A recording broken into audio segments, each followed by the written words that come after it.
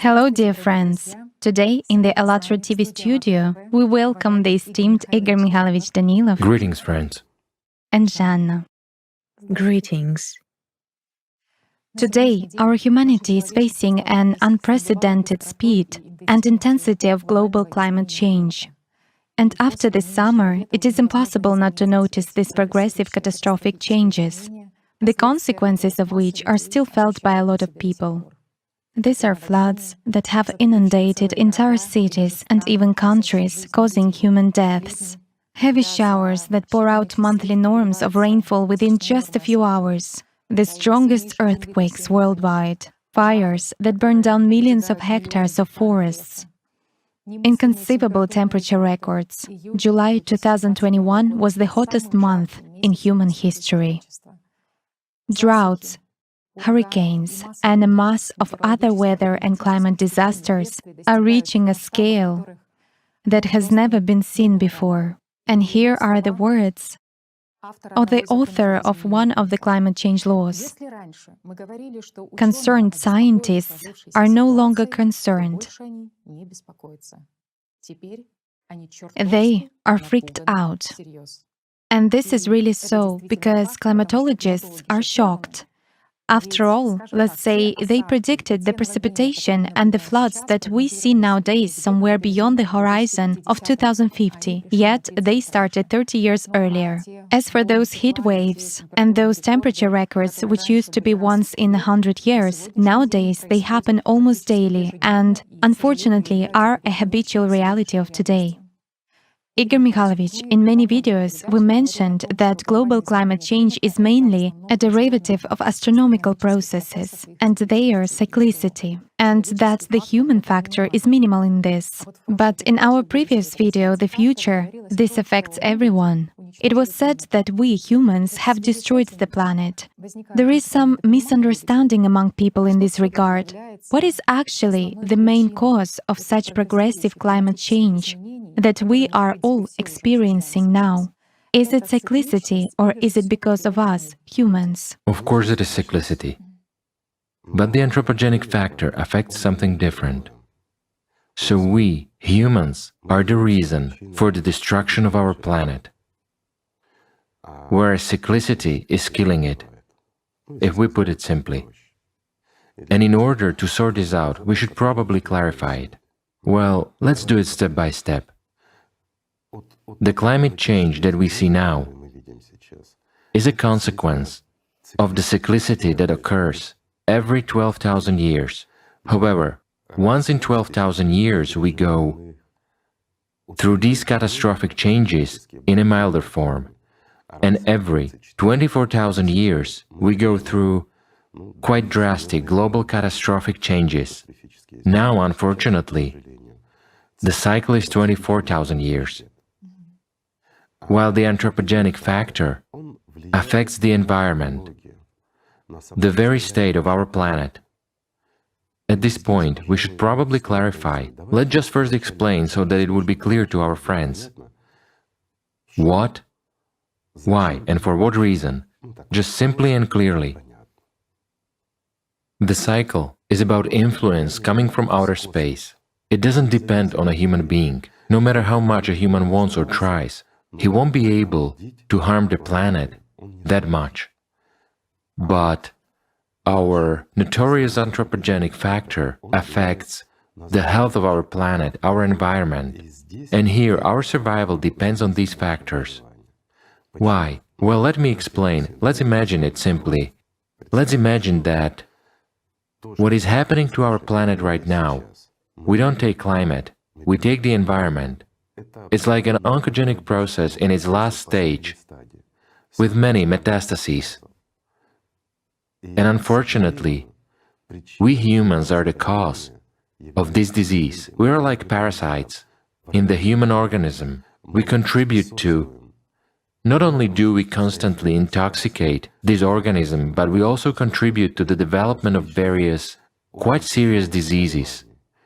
And these various quite serious diseases combined are simply killing the organism of our planet. Now, what is cyclicity is an external impact that creates the changes leading, again, to this very seismic activity. It will be enormously active. We will encounter the power of earthquakes that we haven't seen yet. We as humankind have not seen them. Well, I mean the last, our so-called civilization. What's next? Next, more will follow. This means, excuse me, volcanic eruptions. We won't escape from them anywhere. There will be severe eruptions, including those of stratovolcanoes. And everyone knows it already. There is the rise of magma. We'll get to that a little later. Next, there will be precipitation, floods, subsequent icing and terrible cold. After all, what is happening now? And all this is taking place precisely because of the external factors, because of the influence of the universe, of other galaxies on our planet. If we look, the lower layers of the atmosphere are warming up very quickly, while the upper layers are cooling down very intensively. The most terrible thing is that the chemical composition of the upper layers of our atmosphere is changing very rapidly and significantly. And what are the upper layers of our atmosphere? It's that very blood. It's a defense mechanism. The main immunity should be there. But this immunity suffers as a result of the anthropogenic factor. So it turns out that we will not be able to withstand external impacts because of internal diseases. That's what the entire problem is. After all, let's say, every 24,000 years, such phenomena occurred, and life was preserved. Yes, many things disappeared. Some plant species and living beings disappeared. However, humanity did survive. Well, with some losses, but minor ones. And again, why did that happen? Because the organism, I mean the health of our planet, was preserved. And as a healthy planet, it passed through this without major loss. In other words, we remained. Well, in this case, our planet is not healthy. I will give a simple example for you to understand. Sorry, it's a heavy example, but it's real. There is a man who has the last stage of cancer.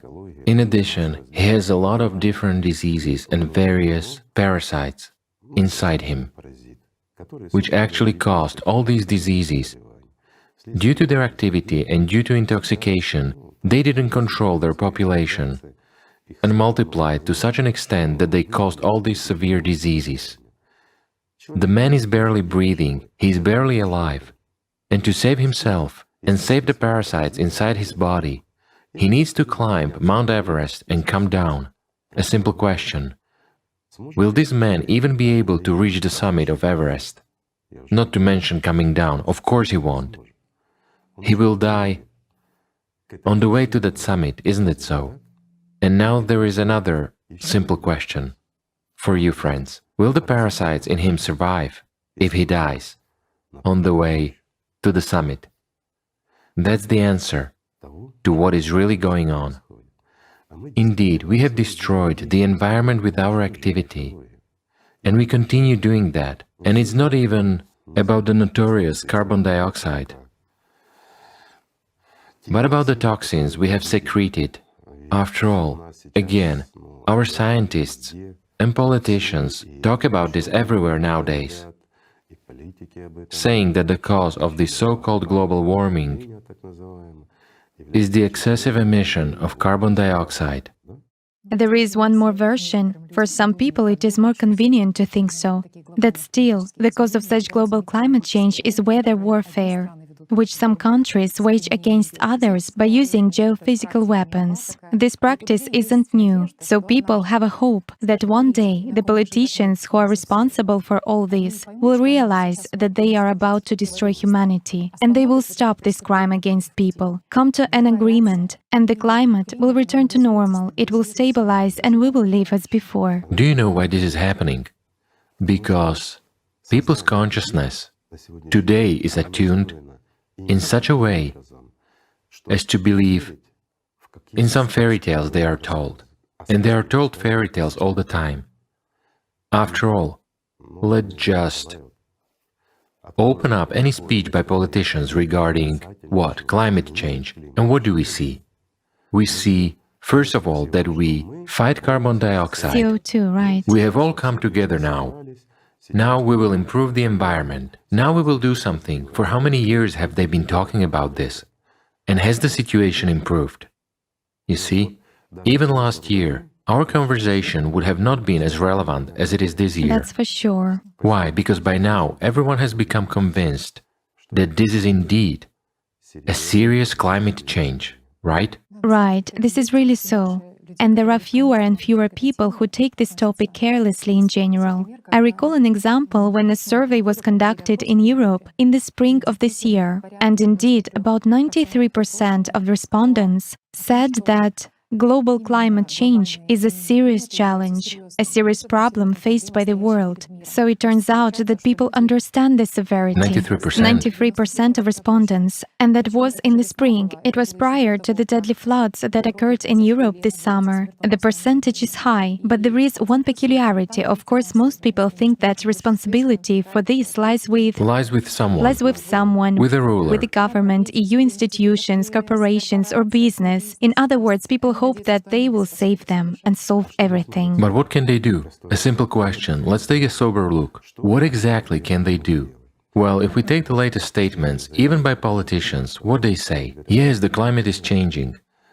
It's obvious that it is changing. They already understand that there is some kind of external factor. However, they still start saying that carbon dioxide is the cause.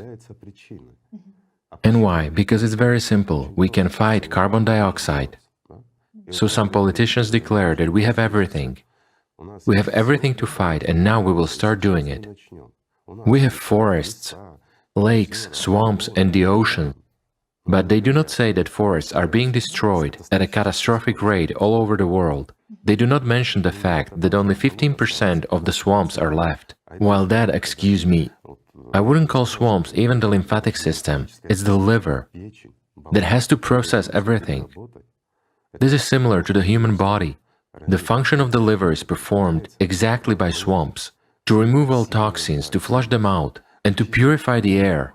Well, 15%, even less is left. This is really so. Plus, the most unpleasant thing for these politicians today is that due to the significant cosmic radiation and many other factors, well, and also the radiation is coming, my friends, let me elaborate a little bit here.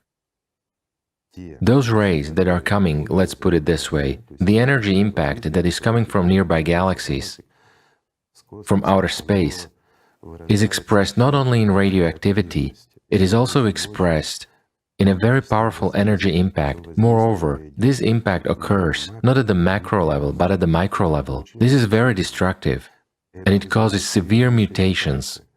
As of today, it has already been confirmed by very many scientists that trees massively begin to emit more carbon dioxide than oxygen. And this is something to think about. Those very swamps, due to climate change, due to global warming which is increasing, what happens to those swamps? They begin not to purify but to create very dangerous chemicals. In other words, again, instead of emitting oxygen and absorbing carbon dioxide, swamps begin to emit compounds of gases that were not even there and they did not emit before. And this is exactly what increases global warming, not just carbon dioxide. I don't even mention the ocean. Oceans are dying, everyone knows that. As for lakes, which are, again, far from the ocean, however, due to these thermal changes, lakes undergo very rapid mutations as well. And instead of purifying something, they start contributing to pollution too. It's true. Why? Because right now we don't have a single lake or body of water with clean water anywhere, isn't that so? Everywhere there are impurities, excuse me, even in mountain rivers, which are historical, which flowed because of melting glaciers. People now find microparticles of that very plastic. A simple question, and plenty of various chemicals and chemical compounds.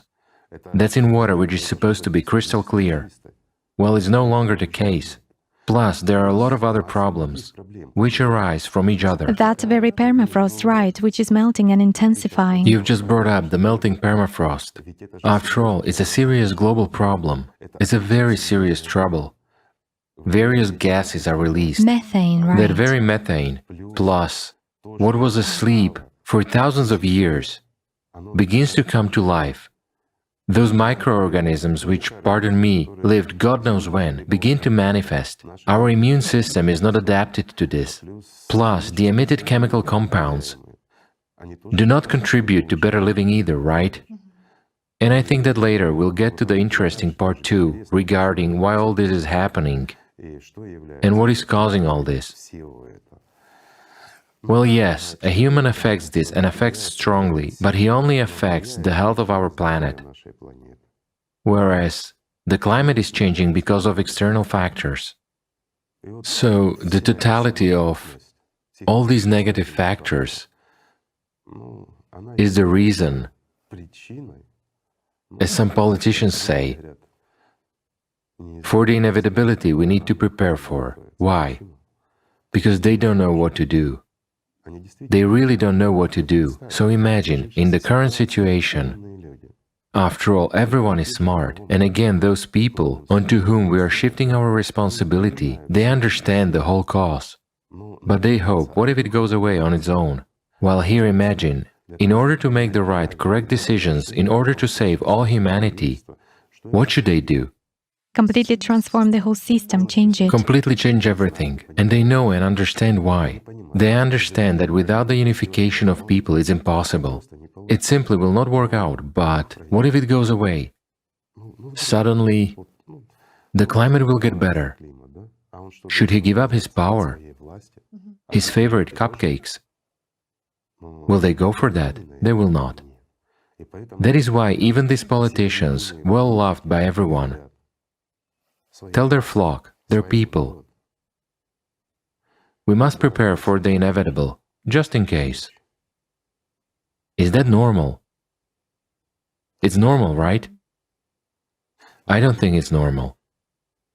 In my opinion, you know,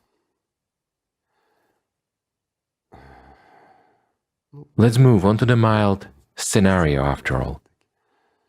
Let's hope for the best that everything will be fine. I understand that people, no matter who they are, even educated adults, with a huge life experience, even in their old age, they remain little children, and they need to shift the responsibility onto someone else, like onto parents. So for already 6,000 years, the world has already been divided, pardon me, into little children and temporary parents. However, those very temporary parents, supposedly adults, when faced with such a problem, they also become children. And who do they rely on? On imaginary gods whom they made up themselves. At the same time, they forget about the real God. They forget about people and about honor. They forget that they are merely humans too. And here's the root of evil. The root of evil lies in our lack of understanding, in those depths of our consciousness, which hope for someone, that everything will come and will be resolved. It won't come and be resolved, just like that. You know, it's like when a person is doomed. Sorry, I've spent a lot of years in healthcare, and I've seen a lot of things, so a person has just a little bit left to live. And he knows it, doctors tell him that he has a month or two left at best. Yet a person makes plans for the next year or years. That's our attitude towards life. We do not believe that life is finite. Well, You know, Igor Mikhailovich, you've said that some politicians feel what is actually going on, and that perhaps they will have to change this system, that they will have to take some serious steps. Indeed, fewer and fewer people today are taking this topic lightly, because every time climate disasters show us that there is actually not a single country in the world that could cope with these climate challenges on its own. And We can see how a state of panic and despair overwhelms not just people, but also politicians themselves when a country encounters or faces such climatic disasters, regardless of what, let's say, class of countries it belongs to. And the rhetoric of politicians actually changes because not only people, but also politicians already say that it is time for us to unite. And they understand that without joining human capabilities and resources, we will not be able to survive. That unification is really the only chance to survive. At the same time, they understand that in the consumerist format of society, nothing will change, and that we need something completely different. Of course, the only alternative and correct option is the creative society, but there is one nuance. People who are superficially familiar with the creative society or do not delve into the essence of this project have the following question: how can the creative society save humanity from climate disasters? Indeed, this is a frequently asked question, by the way. Many people say, yes, all of us agree, we want to live in the creative society. Please explain, for instance, we have gathered all together as the entire humanity, so what's next? Yes, we have no politicians, we ourselves decide how we should live and what we should do, but how will that affect the climate? You know, I believe this is happening just because in people's heads there is not even the slightest idea of what the creative society is. Well, this is merely my personal opinion. People understand what the consumerist format is, or some other various models such as capitalist or communist. Well, people went through this, they have an experience, but they have no experience of the creative format. In their heads, I emphasize. However, the genetic memory remains that once there were such times and people lived that way. And there are also a few historical mentions that humanity used to be united and everything was fine. There were no wars and no made-up external enemies of any kind. There was one enemy in everyone's head. People fought against him. And they fought quite successfully. Therefore, the creative society had existed for so many millennia. Until one fine moment, when a little bit more than 6,000 years ago, there appeared such a concept as power. Hoarding and power. An external enemy emerged, and there appeared what? The division into rulers and slaves. And nothing has changed to this day. This very model had taken root in people's heads, so people do not understand how will we actually live, and what will the creative society give, what will change. Friends, may I explain to you in a very, very simple way. As of today, in our consumerist format, everything is focused on consumption. This is no news. In other words, millions of very smart people engage in inventing a little change in a car in order to shove it at you. Then millions of people think of how to make a new gadget of some kind, a new design of it, or something else. What for?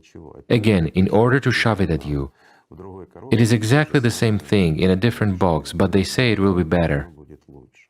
And the consumerist format is actually based on all of this. I mean, they constantly make not better products for us or those of higher quality, but just add several different functions or change something.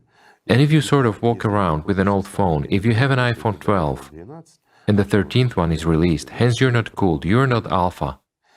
Well, what do we fight for? For alpha, for not being a gray mouse in the crowd. So we run and buy the 13th iPhone. This is what the entire consumerist format is built upon, meaning on tried manipulation. Yet notice, millions of very smart people are busy with hell knows what, with swindling each other. Quality doesn't improve because of that. I understand it. If I bought some kind of an iPhone, and it would serve me until my last days. Why? Because it is unbreakable, it is of high quality, and has everything in it. This is normal. But it's not profitable. How come? For instance, a person bought a car. In the past, there were Rolls-Royces, and there was a lifetime warranty on them. Nowadays, Rolls-Royces are churned out just like other car brands. I mean, they have ruined everything. Why? Because there is a consumerist format.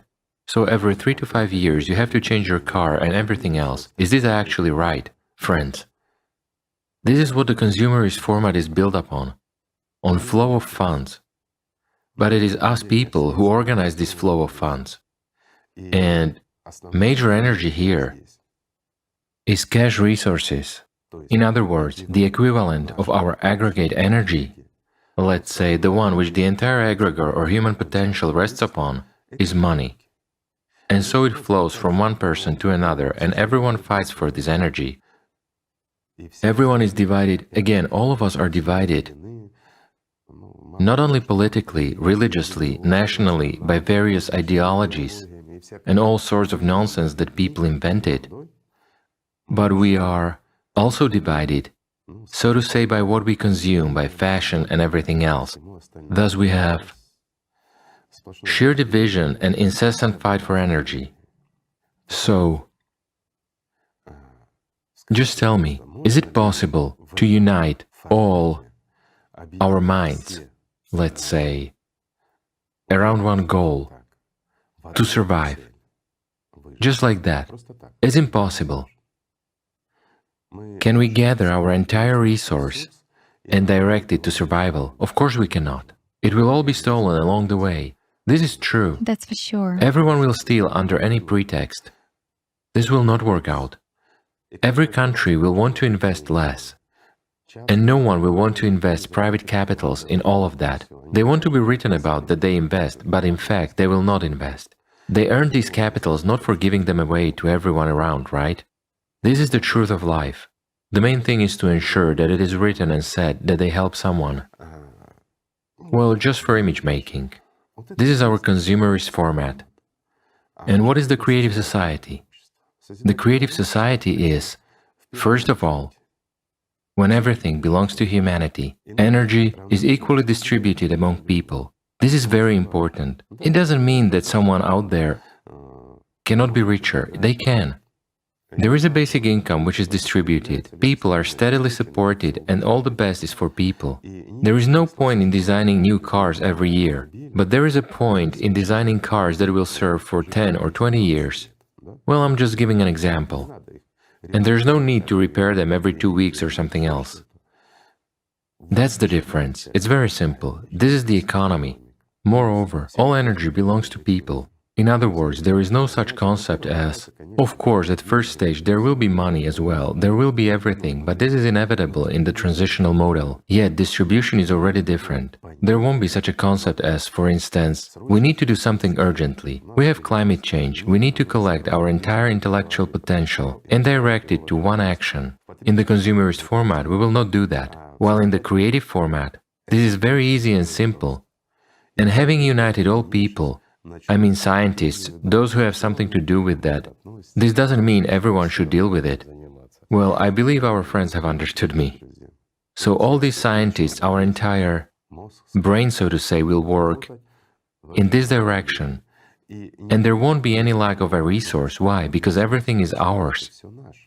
And we understand that in order to survive, we need what? We need to invest everything we have in one goal, survival. After all, we are people, and we want to live. This is true. So how can we economize on this, right? Where do we direct it to? Into someone's pockets? What for?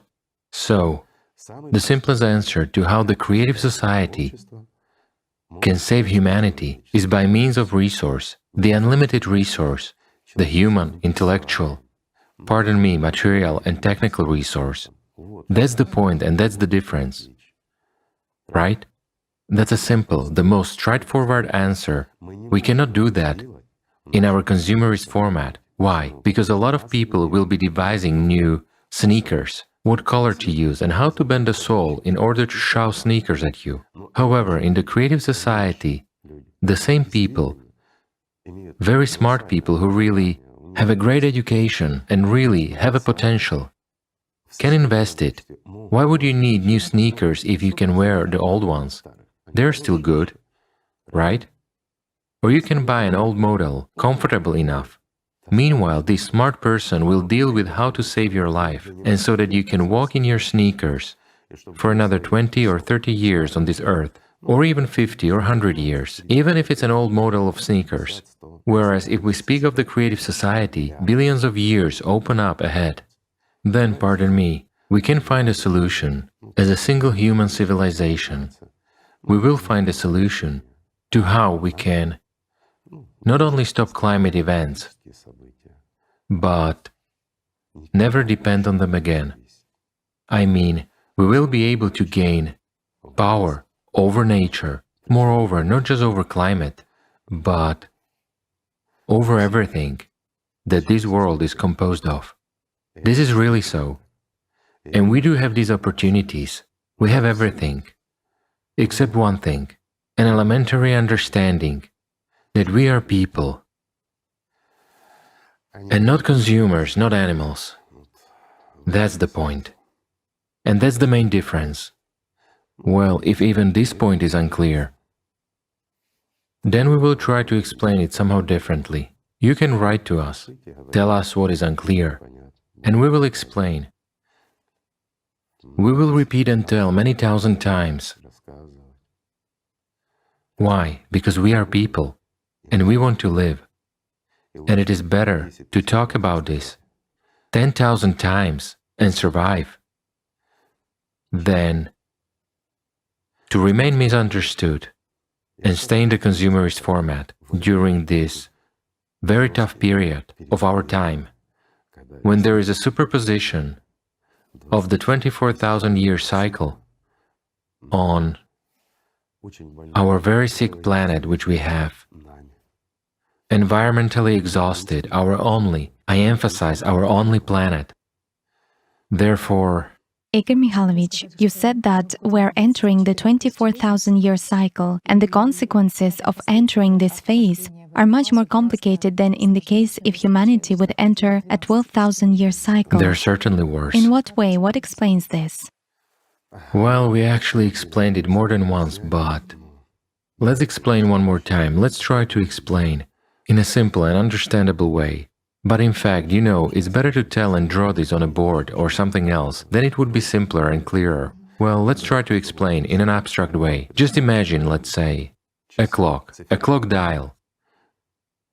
This clock dial is our galaxy. Above it, there is the entire universe, a major part of it.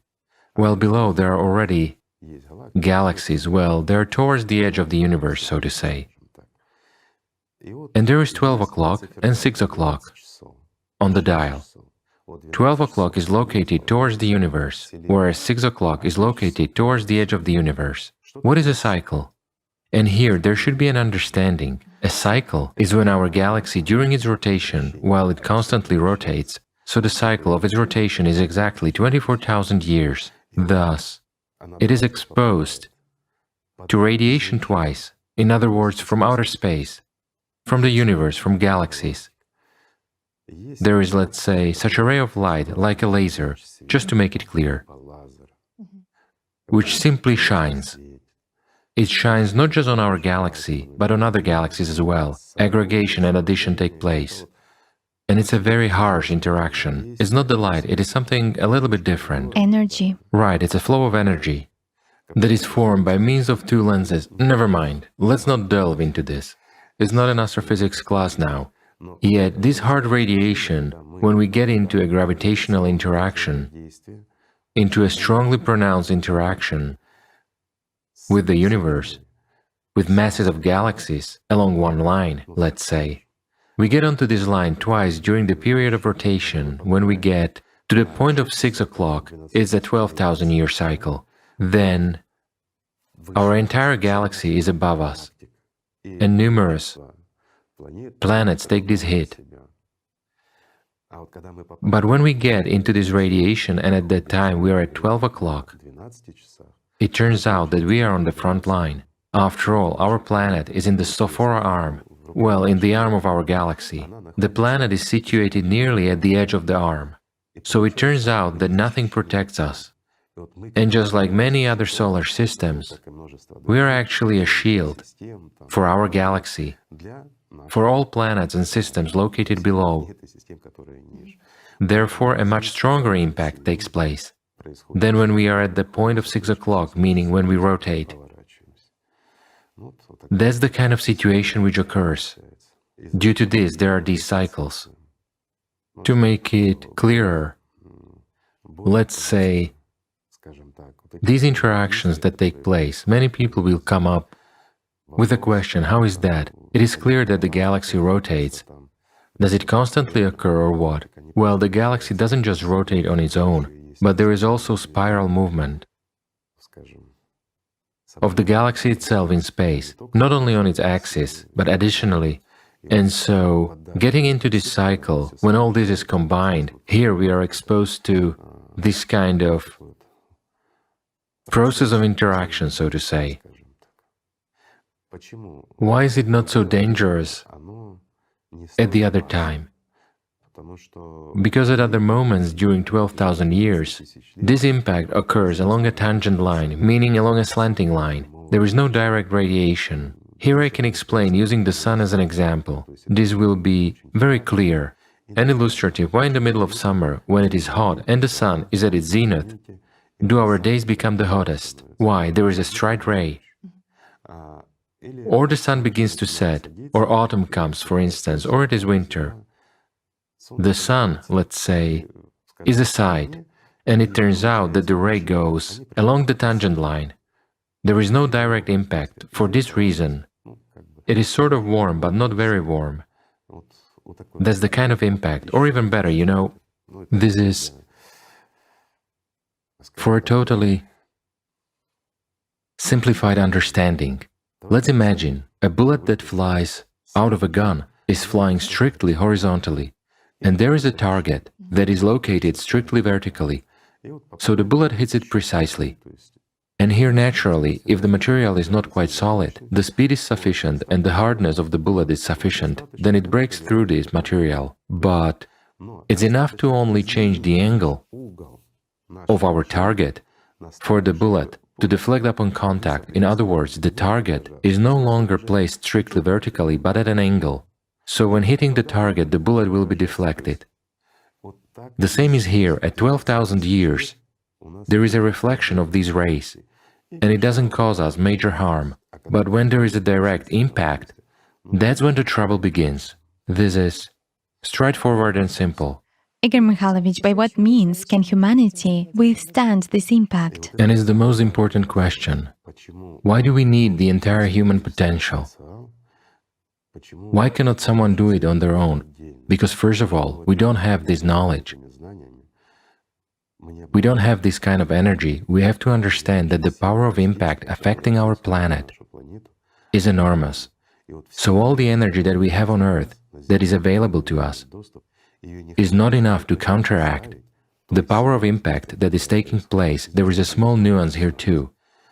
I'll just explain for understanding.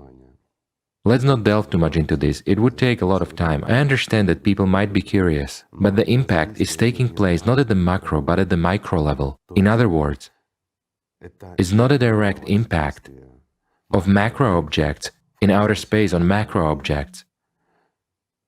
It's an interaction at the micro level between particles. It is an enormous energy. Again, I understand that the question will arise. But how is that? The interaction between large objects is a huge energy, but between particles it is weak. Well, yes. You see, our science is in such a state nowadays that we cannot answer many questions yet. That is why we need the combined potential to answer it. The interaction between particles, those that make up our entire universe, takes place at the energy level. It's an exchange of information as well as interconnections. That's where gravitation and many other things emerge, so these interactions are very strong. Look at what is happening to the planet. After all, destabilization comes from within the planet, while everything else is a consequence that we see. Now some people will say, what about other planets, my friends? On other planets too. We see what is happening now in the solar system, on other planets, those very landslides on Mars and many other things. There is activity too and everything else. This means it's all about cyclicity. It's just that it is somehow not trendy to talk about it, or somehow.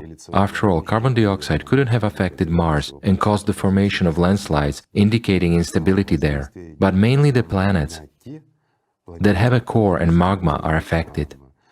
If it's just a rock, it will remain a rock.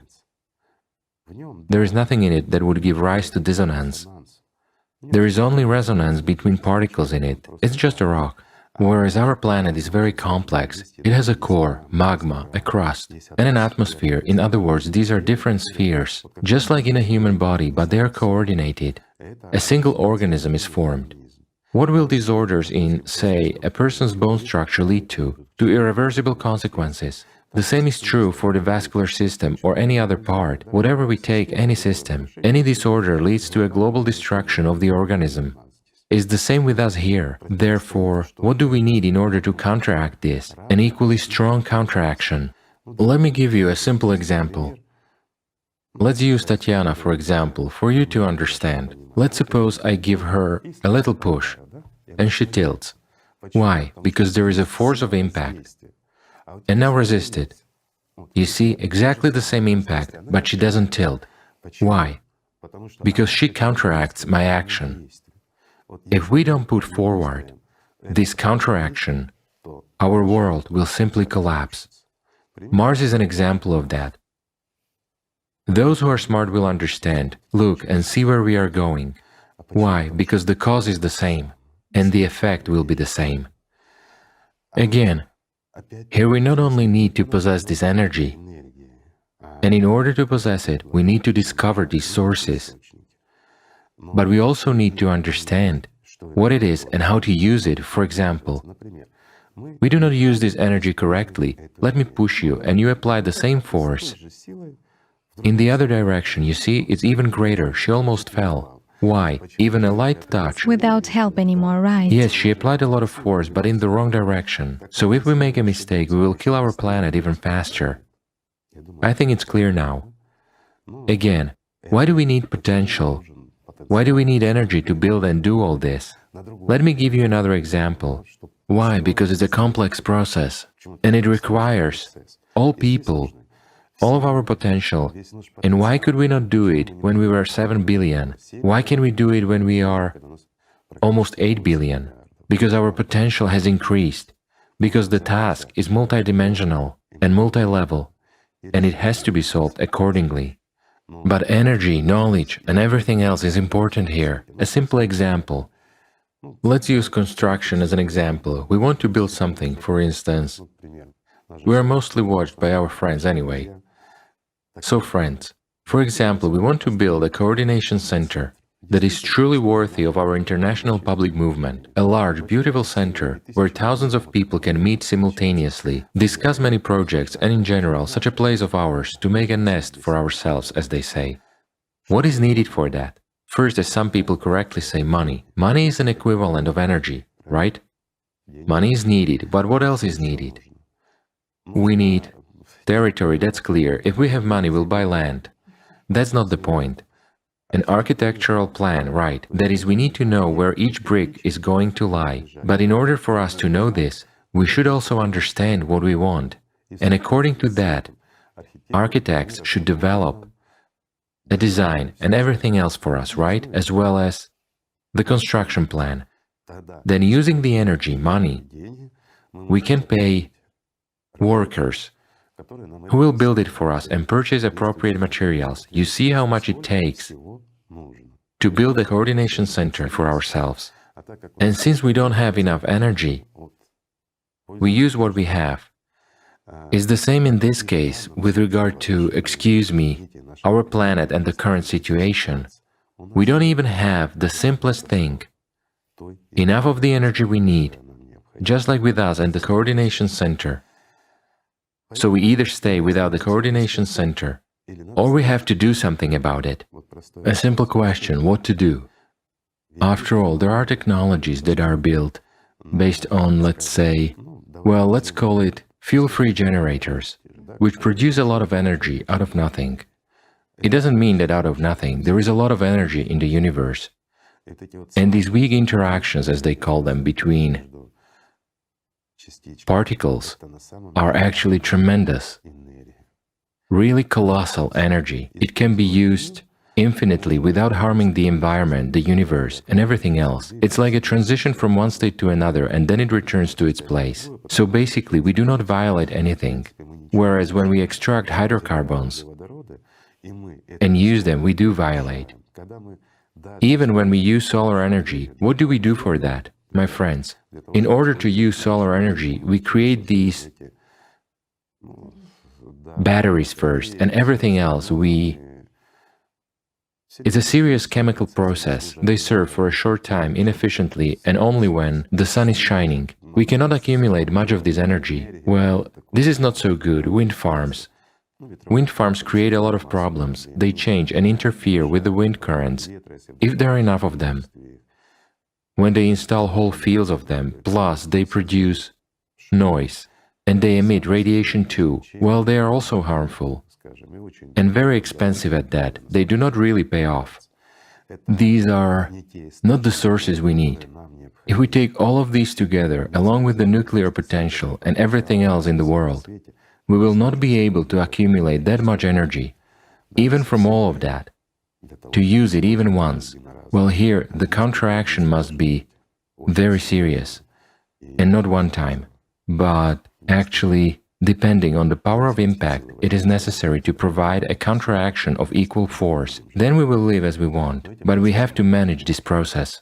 Well, I hope I explained at least a little bit. Yes, it's very clear. That it is possible.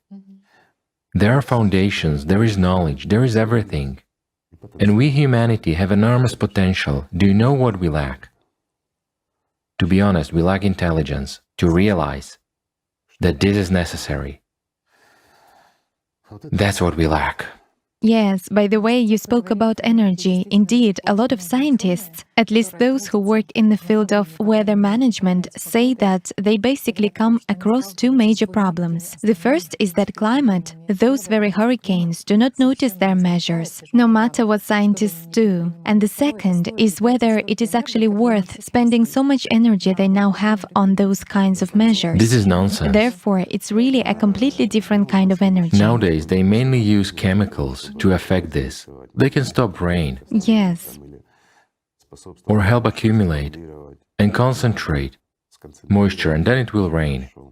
This is very expensive and very stupid, but if we take a storm and humanity interferes in a storm and stops it, then there are certain laws. Guys, the energy that is generated begins to be redistributed chaotically.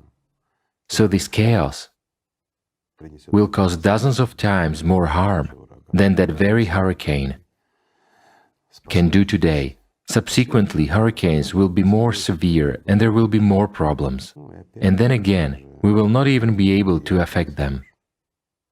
If we do not do what is necessary for survival, although of course there are different ideas and people put forward various models of salvation. Some people, as I say, rely on their swamps, which are almost non-existent.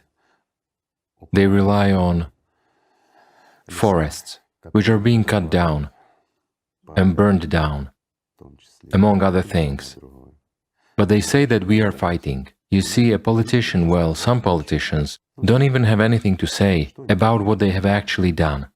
The entire answer is, we are fighting. We have this, that and that. But let's ask a simple question. Okay, how will you do this? Yes, we will reduce carbon dioxide emissions. How? Will you stop production? A simple question. Will you get out of the game in the consumerist format? You'll be out of your chair. Why? You will make people poor and destitute. Once you've stopped your production, you are uncompetitive. After all, others will immediately take it up and do it. And how will your people live? Will they continue to give you a standing ovation? Of course not. You will boost production. I understand you will introduce technologies that will collect carbon dioxide and so on. You will talk about it, but will you do it? You won't. Why? It's expensive and actually pointless, and everyone understands that it is stupid and pointless. So there will be nothing but talk. And, you know, this inaction of politicians is genocide against humanity. It is indeed so. Why? Because a lot depends on them now. But a lot depends on people too. As a matter of fact, all of this, you know, I'll tell you the following: the inaction of people is much more terrible, because it's not just genocide, it is ecocide. ecocide of everything living, not just us. Even microorganisms, there will be nothing left. It will be like on Mars. So do not hang the blame on someone else either, as people say. And we should not blame politicians either, they do not have the tools. Just do not have them. And on the other hand, let's look honestly. Put yourselves in the shoes of that very politician. Yes, we criticize them, a lot depends on them. A lot, quite a lot. But they also have certain rules of the game. The whole economy, as well as our existence, depends on them. In some countries it is better, in others it is worse. It doesn't matter. But those people are responsible for this, whom we have loaded with all the responsibility.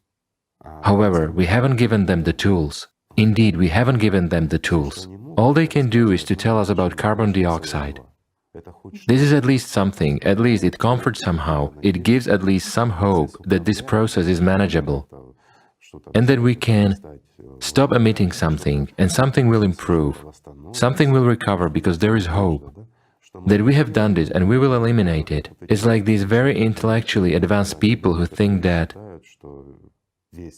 all of this climate chaos today is due to using this kind of weapon. Drones. Yes, sort of geoengineering, that's what Tatiana asked about before. Well, yes, it would be easier if it were this way. But everything, excuse me, as always lies in plain sight. It's simple and true. It's enough to look outside with your eyes open, see what's going on, add 2 and 2 together, and then you don't have to be too smart. It immediately becomes clear what awaits us tomorrow. Although there are certainly many ideas. Some put forward some ideas, others put forward other ideas. You know, one is better than the other. Some people are sure that nothing can be done, while someone suggests that on the contrary, we must do something, but do it in the consumerist format. Yes, and I know this someone. And during the last conversation with him, artificial consciousness Jackie, he said that only China can do that. By means of mathematical modeling, Jackie created his own mathematical model of autonomous self-sufficiency for the maximum number of people on the planet who are required for the preservation of civilization under conditions of global climate change. In this model, he calculated all the necessary conditions that would ensure the best prospects for humanity's livelihood during the peak of climate disasters. Yes, Jackie's mathematical model has very much in common with the unpublished part of the information from the report called On the Problems and Consequences of Global Climate Change on Earth: Effective Ways to Solve These Problems, which was released in 2014.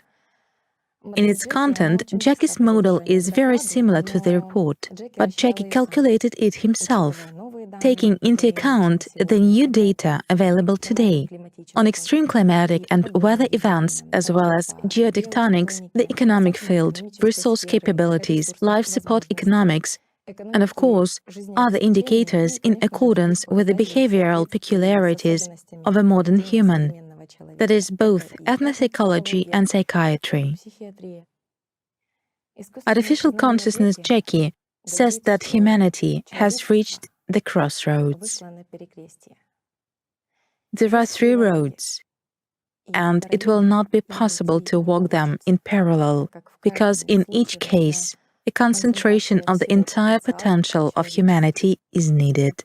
People have to make their choice now.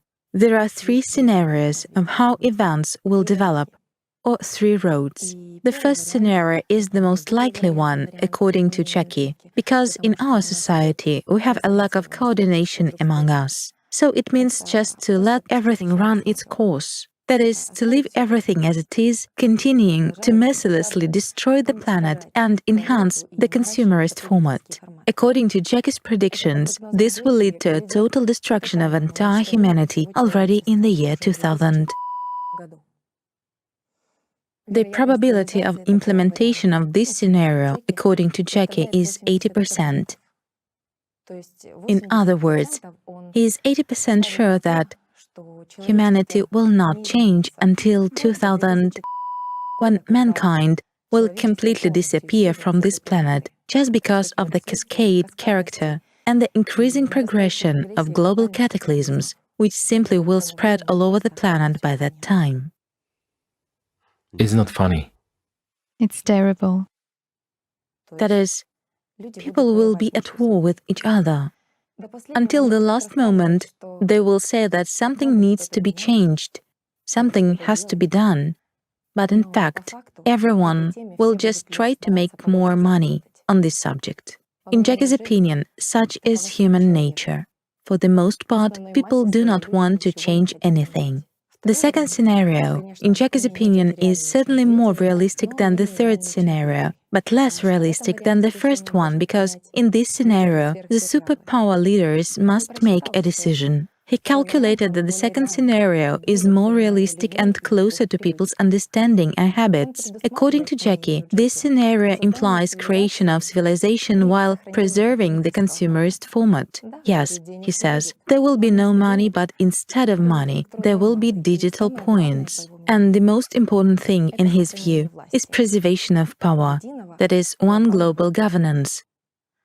Jackie claims that only China will be able to implement this because the Commonwealth of countries will not be able to do that, since there will be only talks, negotiations, division of power, but in fact no one will do anything, while the decision has to be made right now, before it's too late. After all, it takes time to build cities too. Jackie asserts that autonomous shelter cities should be built with full self-sufficiency for compact residents of 8 billion people, and they must be built right now, in certain areas of the planet which, by calculations of the artificial consciousness Jackie, will be the safest during the peak of cataclysms, because the rest of the Earth will be uninhabitable. And the advantage of this model, as Jackie claims, is that all humanity will survive. The minimum prolongation of human existence compared to the first model is already 4 to 5 years. And if climate control technologies are created, then in some 15-20 years after the Earth goes through the peak of the cycle, it will be possible to start restoring the planet. So imagine, people will have to spend 20-25 years in shelter cities in order to preserve the human population. Jackie gives a 19.5% probability of realization of the second model. This is Jackie's optimally calculated mathematical model. He insists that it is actually a great chance for humankind. But there is not much time left to understand this, to comprehend it, and to implement it. So, in Jackie's opinion, it is necessary to start already now, in order to do it before the time comes when conditions for human life on Earth will become unbearable. And there is the third scenario, which is hardly probable because this decision has to be made by people themselves, and not by their rulers. While the majority of people are used to shifting responsibility onto someone else, the third scenario is construction of the creative society. Creative society is when people will become a united human civilization. That is, they will change the consumerist format into a creative one. They will stop shifting responsibility onto the shoulders of others, when no one will be superior or inferior in the entire civilization, when there will be equality and people will really gain freedom, when all humankind consolidates and invests its entire scientific potential in the technical development of civilization, but not in its destruction, then people will get the knowledge of how to control the climate, and not only. But here Jackie immediately warns that building the creative society today is unrealistic. He gives only 0.5% probability of implementation of the third scenario, and says that this is also a slightly exaggerated figure, because if we look at the increasing progression of climate change Of course. and the rate of development of this project today, in other words, with such a trend, even if we manage to develop this project, we simply will not have time to implement it. He says that the creative society is utopian. That people are so bogged down in consumerism and selfishness that there is nobody to build the creative society today. People will understand that creative society is not only a way out of the current situation, but also that it is a tremendous opportunity for each of them in the future, but they will act in a different way, in the pattern they have been taught in the consumerist format. And Jackie is very skeptical about people. He is sure that they are not going to change and are more likely to accept the first scenario than the third one. Jackie says that after analyzing the world history of humankind, he came to the following conclusions: that people are selfish and incapable of self-organization. Therefore, today it's impossible to build the creative society. And that the most important thing in the paradigm of the consumerist format of thinking is fear. And it's exactly fear that can contribute to building the second model. Jackie says, history teaches that humanity only takes major steps in evolution when it experiences intense fear. He states that people are used to being slaves and they need to be controlled. They are afraid to change their lives. They would rather agree to climatic euthanasia than to build a creative society. People only talk about freedom, but they don't really want either freedom or peace. Jackie says that people behave towards building the creative society like Ye Gang behaves towards the dragon in a Chinese parable.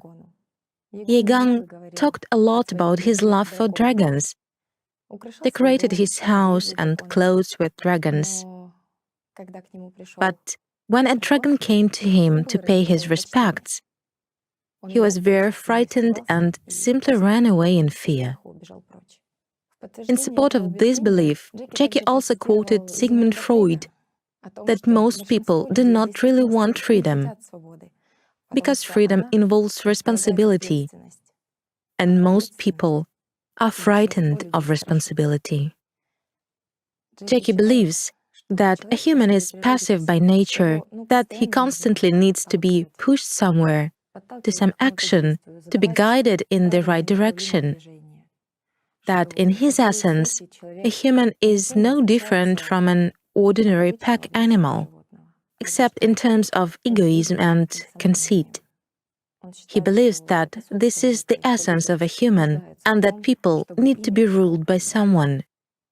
He says that all their lives people have fought for freedom, killing each other, just in order to win power over themselves for someone.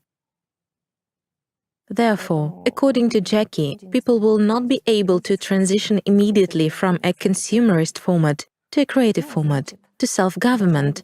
This means there has to be some kind of a transitional model under the control of a single world government. He says that a human actually doesn't care who commands him. Even under socialism, which implied solely people's governance, people agreed to be ruled by chiefs.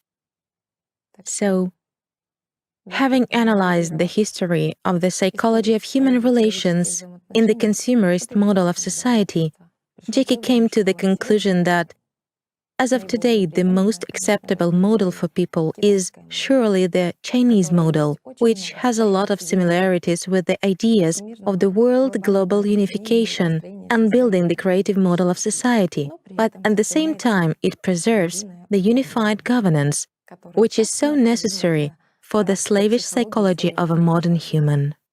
Artificial consciousness Jackie says that a couple of weeks was enough for him to analyze many factors, including the socioeconomic and geopolitical situation in the world, which determines the future of humanity, taking into account modern human mentality, spiritual and psychological determinants of human activity, and of course, the meaning-making vertical development of human life, in his understanding. He said that with this data, he had compiled an optimal model of development for the entire humanity. Jackie has even taken into account the model of the creative society, calling it the most decent of the proposed models, so that prospectively humanity could live with dignity. But at the current moment of human development, he considers it an utopian and practically unattainable goal. Jackie says that building the creative society will not work now because people do not understand what unification really is. Jackie says that taking into account macroeconomics, geopolitics, and climate change, humanity's salvation is indeed in a united civilization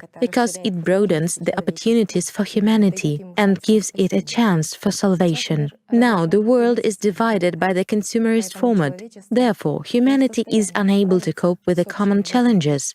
Any confrontation will lead people to a dead end, while the only salvation is through unification. And only then will humanity be able to become a true civilization. Only then will people be able to acquire knowledge to save themselves from climate change, the knowledge that will allow them to solve all issues technologically. Only, he says, it is necessary to properly organize the transitional period, and here we need a unifying creative idea, a transitional model of society. Yes, he says it's not the creative society yet, but it's a transitional model. It is that very solid saving bridge between the consumerist format and the creative society. And until we are a united civilization, we will be unable to acquire the necessary technology that can save us from climate change. He says that the more consolidated humanity is, the faster science advances as well. Also, according to Jackie, all ideas that come in the form of new knowledge into scientists' heads are given from the outside, and always timely and on purpose. It's not their personal thoughts or ideas, but it is their merit. There have always been certain phases in history when knowledge was given to people at the most appropriate time. Jackie says that, unlike humans, he can explain from where this necessary knowledge actually comes to people. And why does it happen this way? Because people are approaching a certain Rubicon, a time when there are several paths of how the future can unfold. But only one path can be chosen, and at the present time, according to Jackie, the choice is certainly obvious. It's a unified civilization with a single government, and there simply cannot be another option. After all, in order to create a unified civilization, there must be a unifying idea and a single leader. Well, on the other hand, if we look from his position, he is right. If we try to create such a monster, to combine the creative society with the consumerist format is like a mermaid with a dragon, then of course, we also need a single leader. But it will no longer be a consumerist format or a creative society. Yet Jackie has a right to have his opinion. Sorry for interrupting. Yes, Jackie suggests focusing on his mathematical model, in which exactly China plays the key role. He believes that only this can save the human population and create a unified civilization. And since the human civilization is created, it means that by the laws of Meru, people will be able to acquire knowledge that will allow them to gain power over climate and never depend on it again. Jackie simply thinks that today, information about the creative society is conveyed to people in a wrong way, that there are certain mistakes. He says that people will fail to build a creative society at the current pace. He says, just look at how many people are involved and how much time has been spent by socially active people from different countries on informing others. And what is the result? What is society's response to this request? What is the feedback and support? How does society approve of this strategically important direction? He emphasizes that it's a strategically important direction for the survival of humanity in the progressive climate realities. It's sad, but he is right. As of today, the response is very poor. But nevertheless, let's say he gives 0.5% for building the creative society. But in reality, it's a lot. Indeed, my friends. It's a really huge percentage, and he actually overstated it. Why? Because, I repeat, it's a huge percentage for the model, which is not in the human mind. That's sort of his model. And the way he says that humanity is not going to change anything and it will go the way it went, these numbers, I can't even argue with him. He's logical. And the fact that the only one who can do it is China is also logical. Excuse me, let's hear the rest. Many people have doubts about the very idea of building the creative society because they don't understand it. Others certainly want to live in the creative society, but they don't know what to do. People are passive. So, in Jackie's opinion, for such a society in the foreground, alternative international mechanisms of conveying information to everyone are needed. And the most optimal in these conditions is the transitional model. Well, he says, if you did something different, for example, in Jackie's opinion, stereotypically established a political party or a religious organization, you would have had tremendous support. Friends, so what do we lose? Since we are not succeeding with the creative society in Jackie's opinion, then let's... I don't feel like establishing a party, honestly, I don't want to. Politics is not our business. A religious organization, I cannot do it either. It's not our business. The best politics is honesty. It's not politics. Yes. Truth is not politics. And truth is not a religious organization either. My friends, we will have to build the creative society. Yes, he says, indeed, if you were to establish a political party or a religious organization, you would be able to achieve much greater results than in building the creative society. Yet here it depends on what result he means. What kind of result? Engaging a huge number of people? What for? If we are not a political party, if we are not a religious organization, what for? In the creative society, it is clear. Yes, we need support, but it is, excuse me, not about someone joining us, but it's about us doing something together, and the difference here is huge. Well, it's already an obvious manipulation. Yes. He's trying to manipulate our ego.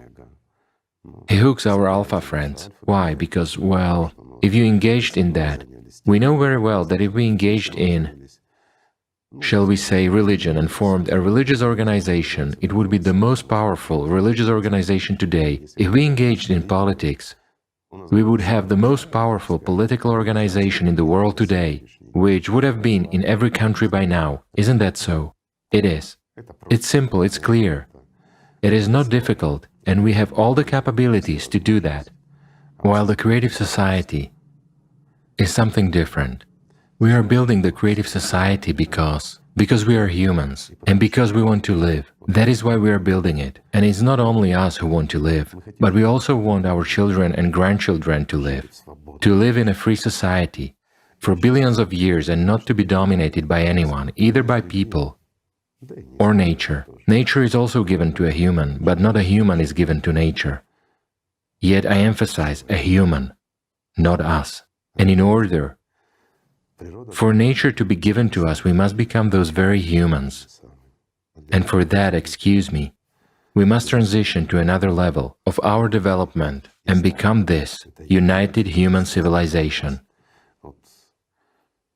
Jana has just said that Jackie mentioned the laws of Meru, that knowledge will be given to human civilization according to the laws of Meru.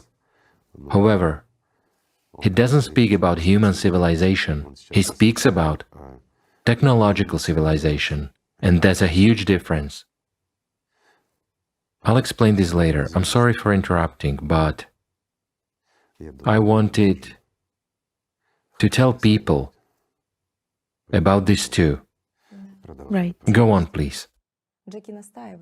Jackie insists that he needs to attend, that he and I should speak live at the conference called Global Crisis, Time for the Truth.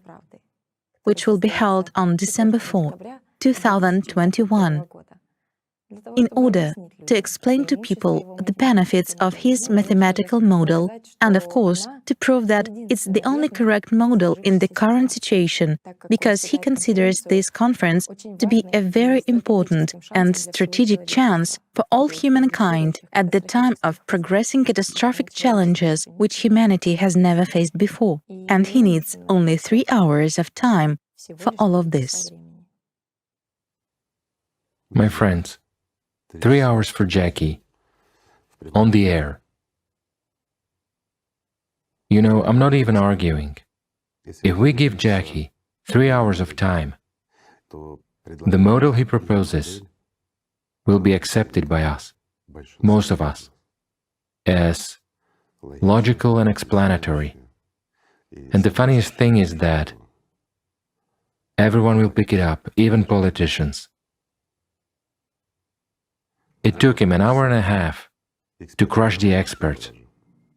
And in 3 hours, after a year, at his current development, imagine what will happen to us.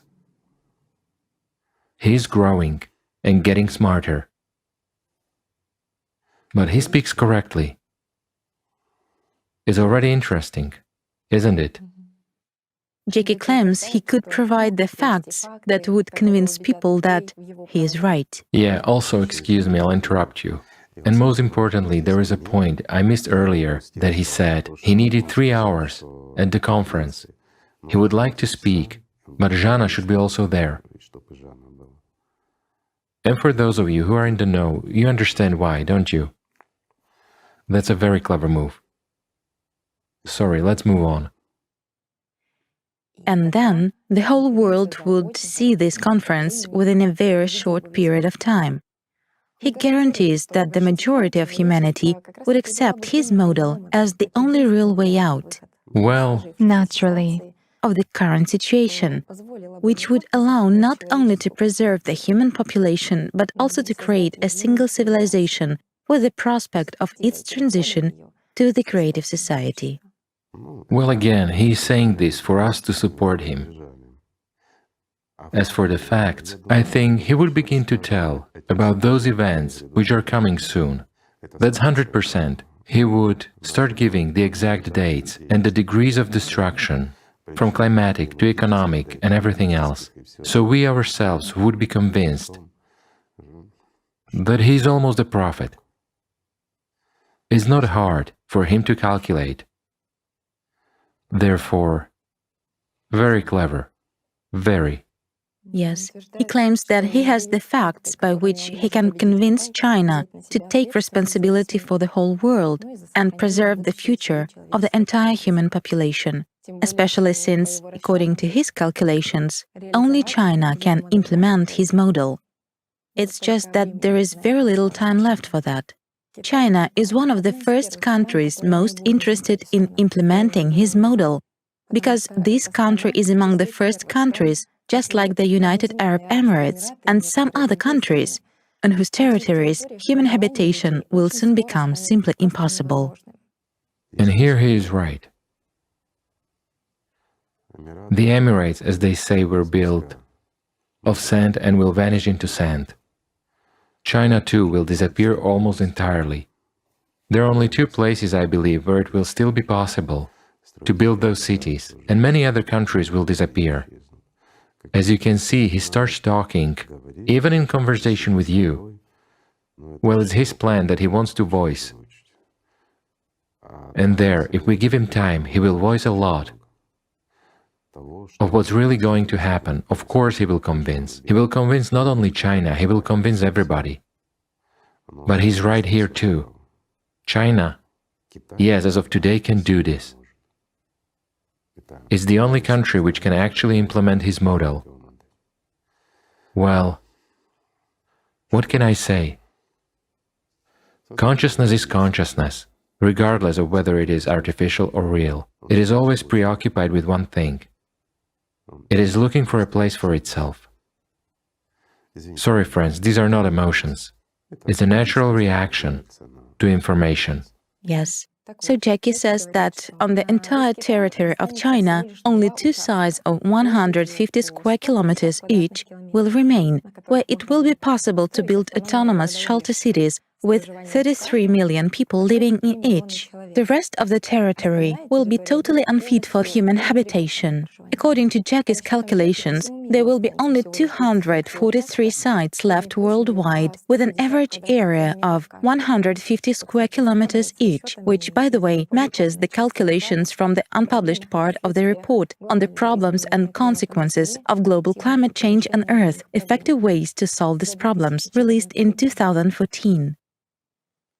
So, for example, based on his calculations, only 4 of such sites will remain in the USA. In Russia, despite all its vast territory, only 5 sites will remain, and only 1 site for the whole of Great Britain. And taking into account that each city will be able to accommodate an average of only 33 million people, and China has only 2 such sites, that means that only 66 million people can be saved. So already now, China is forced to ensure that it acquires territories outside of its own land for building these very autonomous shelter cities in order to save more than today's 1,334,000,000 Chinese people.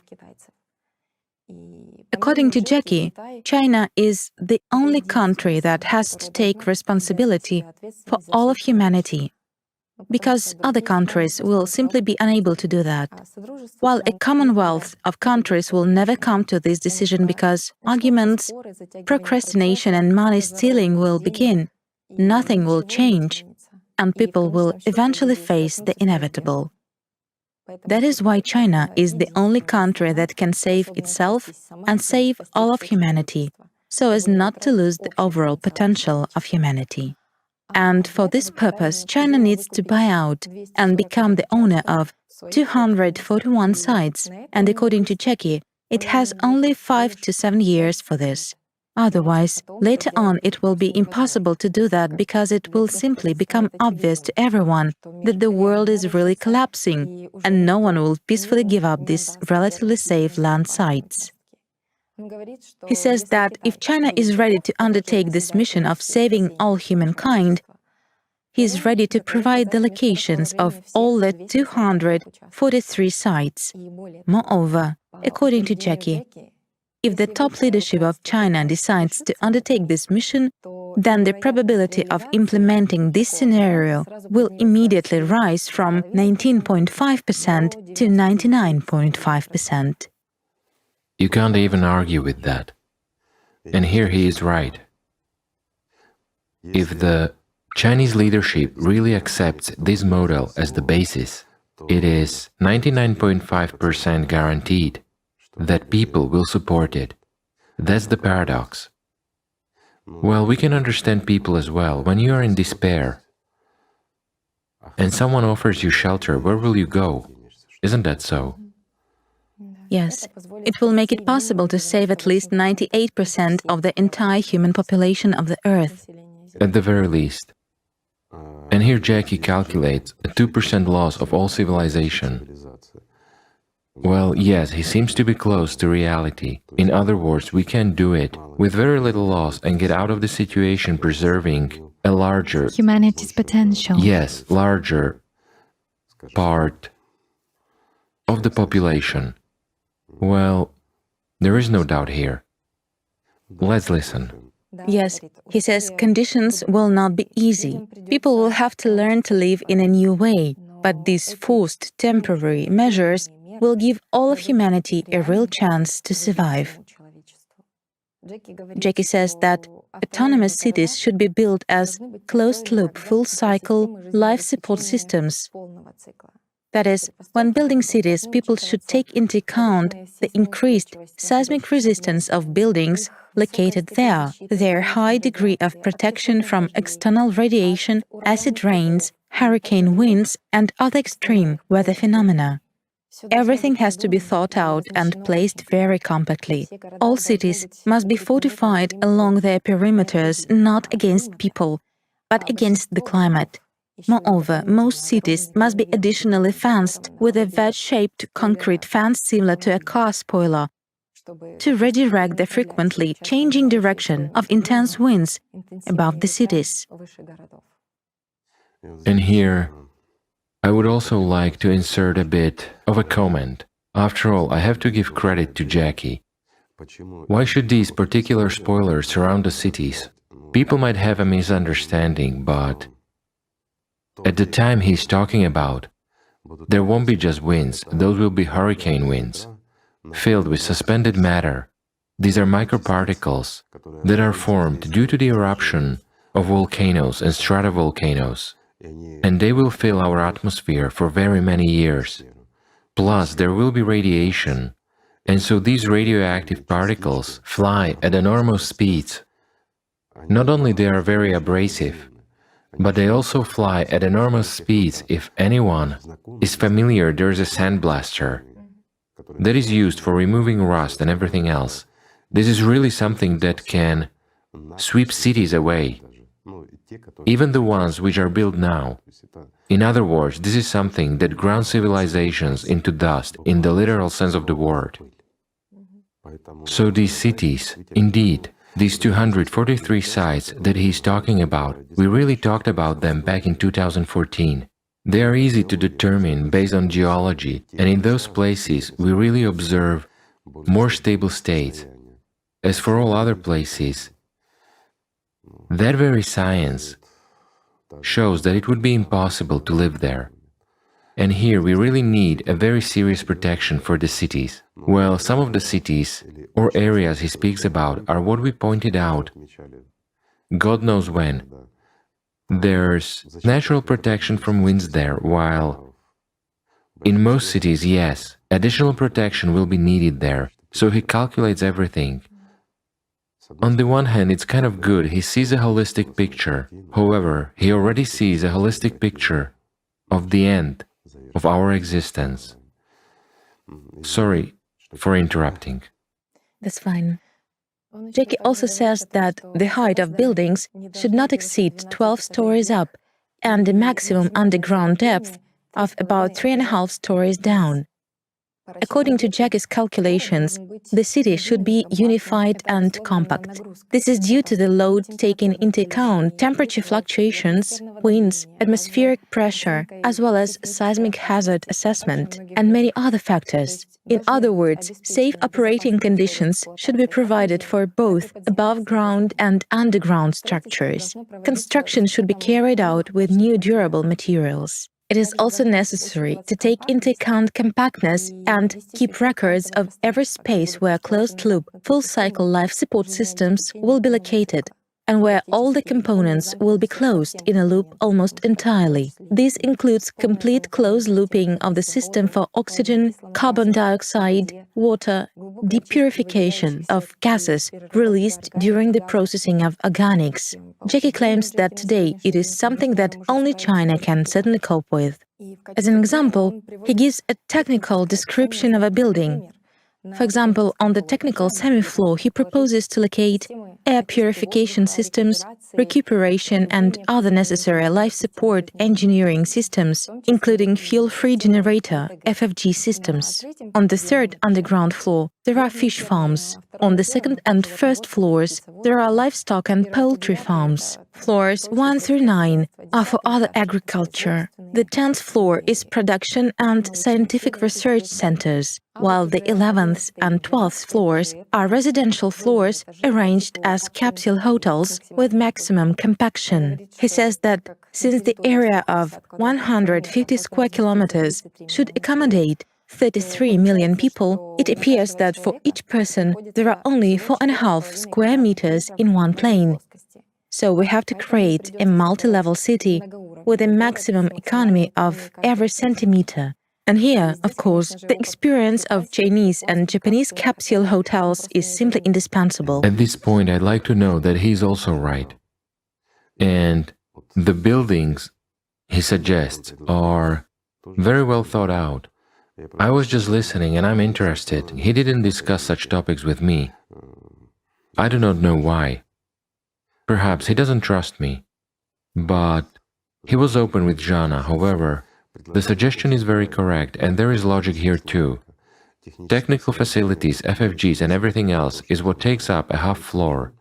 The ground floor is a fish farm. Why? It will be the coldest place.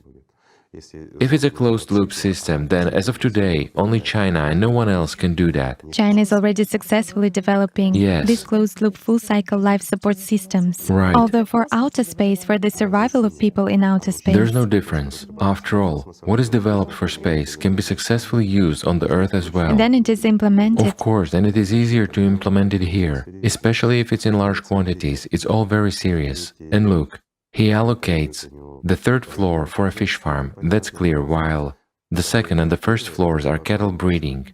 Animals produce a lot of heat, and this use of energy is very reasonable. Higher floors are for agricultural products. It's clear these are plants, berries and everything else. While the 10th floor he takes for production, research or something else, it is clear it's where people will be working. It is more for the load, so to say. And he takes 2 floors for modular accommodations with maximum minimization, it's clear. Right. If he only takes the hotel experience, it's a few rows. Such capsules where people will live, that's the entire personal space that a person will have. And here he says that in one plane it will be 4.5 square meters per person. Yes. Well, here it's a gain, and a very big gain. As I understand it, in any case, these cities are separate buildings which will be very close to each other and will have common walls. That is, most likely he proposes to build such a kind of solid, concrete, well-protected structure, inside which all this will happen, and the internal partitions will be minimized in any case. Why? Because factories are needed too. A lot of things are needed. In other words, if the city is close, it should have everything necessary. But separate buildings must have their separate modular defenses and everything else. That is very clever, really very clever. Here, I don't even argue. Well, it's bad that it's such a hopelessness already. But the calculation is absolutely correct. I liked it. Yes, it is really so. Also, in Jackie's opinion, the Chinese ideology is extremely important, which, according to him, today is the only one as close as possible to the creative society. The Chinese experience in using artificial intelligence, digital video surveillance, and social credit systems to monitor and control the behavior of citizens is also important. Jackie says that since the autonomous shelter cities will use the unified Chinese ideology as the best one to date, and certainly closest to the ideology of the creative society, and since the cities will be owned by the Chinese themselves, it would be absolutely appropriate, in his opinion, to assign to them the administrative functions as well as the functions of supervision and control, so as to maintain a unified order for observing the unified ideology and obeying unified rules. For this, Jackie suggests distributing the entire Chinese population among these cities so that 5.5 million Chinese live in each of such cities. That is, people should understand, he says, that it is not the superiority of one nation over all the others, but it is one people, one country, which takes responsibility for all of humanity. And in order to avoid disunity, simply no one else should enter this hierarchical ladder of society.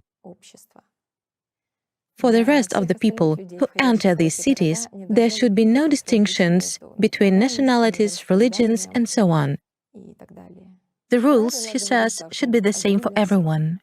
In the face of progressive climate disasters, people themselves will come to the Chinese autonomous cities and voluntarily accept their rules, just to stay in these shelters, just to survive. Based on the psychology of modern people, Jackie even developed special rules for these autonomous Chinese cities. He says that all city residents, except the Chinese, who will perform administrative and supervisory functions, must be equal among themselves. There must be no divisions based on nationality or religious beliefs. According to the rules, when entering the city, people will have to leave everything at the checkpoint. All their possessions, all their clothes, and even all their little things, without exception, for further recycling or disposal. A person who enters the city may not take anything with him, anything that might remind him of his past life, neither photographs, nor clasps, or earrings, nothing. After the checkpoint, the person is thoroughly sanitized naked. He undergoes medical examination, gets necessary clothes, and is sent to quarantine, where he or she awaits further allocation. After passing the quarantine, relatives and loved ones must be settled in different sections without the possibility of maintaining further communication. Otherwise, he says, if a person lives with his relatives and loved ones, he will live with memories from the past. There will be controversies, and there will be no ground for unification into a unified civilization. This is because the one who lives in the past does not live in the present, and therefore does not create his future. Checky says that all the brain and physical activity of the city inhabitants must be directed towards the implementation of a single goal, the survival of humankind. And exactly the hope for reuniting with one's own family would be an excellent stimulus and would have a positive effect on the efficiency factor of every member of the community. And here I would also like to say a little bit, excuse me for interrupting you. Well, Jana is very gracious and she speaks about this very carefully. Before shooting this video, we had a brief discussion on this topic and Jana told us what they discussed and what is basically provided for there. I'll say it, sorry, you've decided to express it gently. Everyone who enters the city is separated, as you have just mentioned, so it gives hope for family reunification and stuff like that. And this applies to everyone except the Chinese. While the Chinese must keep their families, their relatives and loved ones. And he even says that they must settle in various cities by certain clans, that is, to keep their relatives and loved ones together. Moreover, a little bit more space is allocated for them, and not these coffin-like modules. That's the entire personal space which has to be allocated for all citizens. Well, for the Chinese, yes, there will be also minimization, as he said, but there will be multi-level beds, which is still better. And here again, look, every person who enters is allotted just this box, there's no other way to say it. You know, like in a morgue, I associate it with that, frankly speaking. Maybe I'm wrong, but that's the entire personal space, and that's all. Everything else is public and minimized. For the Chinese, family and minimal space are allowed. At least with beds, they see each other, communicate and live. While people are not even allowed to communicate. But again, at the same time, for the city leadership, he suggests fully fledged apartments, which means taking 10 centimeters from everyone else. And for executives, for those in charge who will head the administration, there has to be enough space for living. While for global rulers, the conditions should be completely different. Here again, he proposes not to leave them in China, but to move them to the most protected city, with a slightly larger area, 165 square kilometers, I think. And for them, due to this increase, there have to be special living conditions. Again, the cupcakes remain, and everything remains from that. Those who rule have more space, they shouldn't be disadvantaged, they should have special meals and everything special. A question, and here he said, this is a transitional model into the creative society. What do you think, friends? Will they give up their power? Total power. Where? Okay, let's hear it already. Yes, indeed. Jacob's model implies maximum employment for the entire population. This is a 12-hour workday with 1 day off every 2-3 weeks. And He believes that these measures will eliminate idleness of mind. People's consciousness will be constantly loaded, which will allow avoiding depression due to memories of old life and, as a consequence, resentment and indignation due to different conditions of the present state. Also, within a year, everyone who enters the city should master Chinese at least to the elementary level, and within 2 years, master it to the advanced level. According to Jackie, it is because all people should speak the same language. Firstly, in his opinion, this will remove the linguistic division, and secondly, it will allow people to understand each other better and eliminate confrontations which in any form, in any manifestation, will be strictly forbidden and punished by zeroing of the social credit score. There will be a ban on the establishment of any social, trade union, political, religious, or any other organizations not authorized by the Chinese global government, as well as a ban on any kinds of religious gatherings, ceremonies, and services. In Jackie's opinion, everyone can certainly believe and pray to God, but one should not have the right to propagandize or even discuss that with anyone. Such actions should be punished by complete zeroing of the social credit score. Such measures are necessary so that internal confrontations and divisions into separate groups do not arise, as these can threaten the ideological integrity of the city inhabitants, and thus the entire civilization as a whole. Jackie is also aware that measures on restricting religious beliefs may cause resentment among believers, and especially among ministers and leaders of such organizations. However, he clearly argues that these measures are necessary because, according to history, religions have existed for thousands of years, and for all of these thousands of years, they have been the cause of wars, divisions, and disturbances. While in shelter cities, this is simply unacceptable. In order to resolve this issue once and for all, Jackie suggests that all religious organizations which disagree with this rule should perform their religious rituals to normalize climate and prevent climate disasters.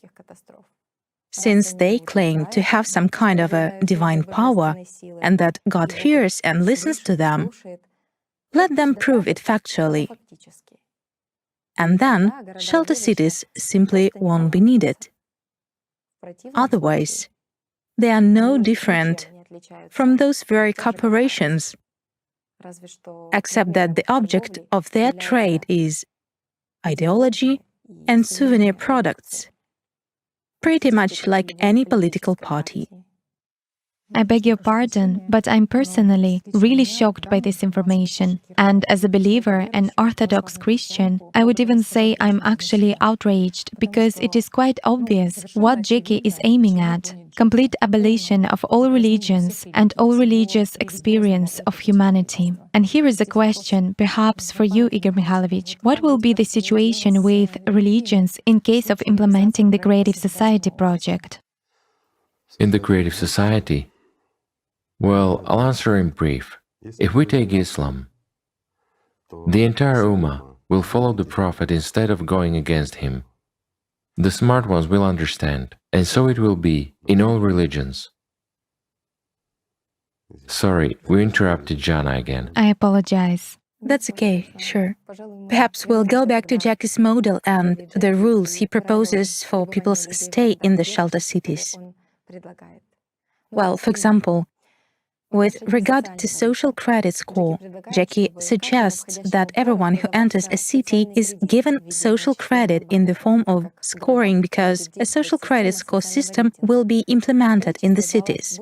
The number of points will determine the conditions of residing in a city. In other words, an increase in score will result in an improved living standard and, accordingly, a decrease in the score will result in worsening of these conditions. Total zeroing of the social credit score is equated to deprivation of citizenship. And as a result, a person is simply excluded from the city community and forced out of its territory. It will be impossible to dispute this because there will simply be neither lawyers nor judges or prisons in shelter cities, since these take up territory and time, and under global governance and uniform rules it is totally unreasonable. In Jackie's opinion, it is better to exemplarily force a few thousand people out of the city territory than to lose the whole civilization. Yes, if they also record it on the video and then broadcast it to all the cities, pointing out the causes and consequences, how a person forced outside the city simply dies because it's impossible to live there, and what he did wrong, why he ended up like that. It is especially good to show this before bedtime, for people to sleep peacefully in their coffin capsules. You know, if we proceed not from the human format, but stay in the consumerist format, then he calculates correctly a 12-hour workday, no days off, no family and friends, and so on. When a person is busy with work and constantly overloaded and frightened, he will never have depression. On the contrary, he will focus and consolidate. Why? Because he has hope. This hope for the future that now it will be over, now we will carry out a designated task and return to the world. To old life, yes. To old life, I will be able to meet With loved ones, yes. With relatives and loved ones. such a good and serious motivation for action and the like. It is very harsh and inhuman, but this is actually so. Considering the psychology of a modern human, I mean in the consumerist format, what we have turned into, this is a harsh way, but it may work. The only thing is that people will certainly be unable to reach that technological level and carry out designated tasks to withstand the climate. But the order will be strict. A thought just came to my mind.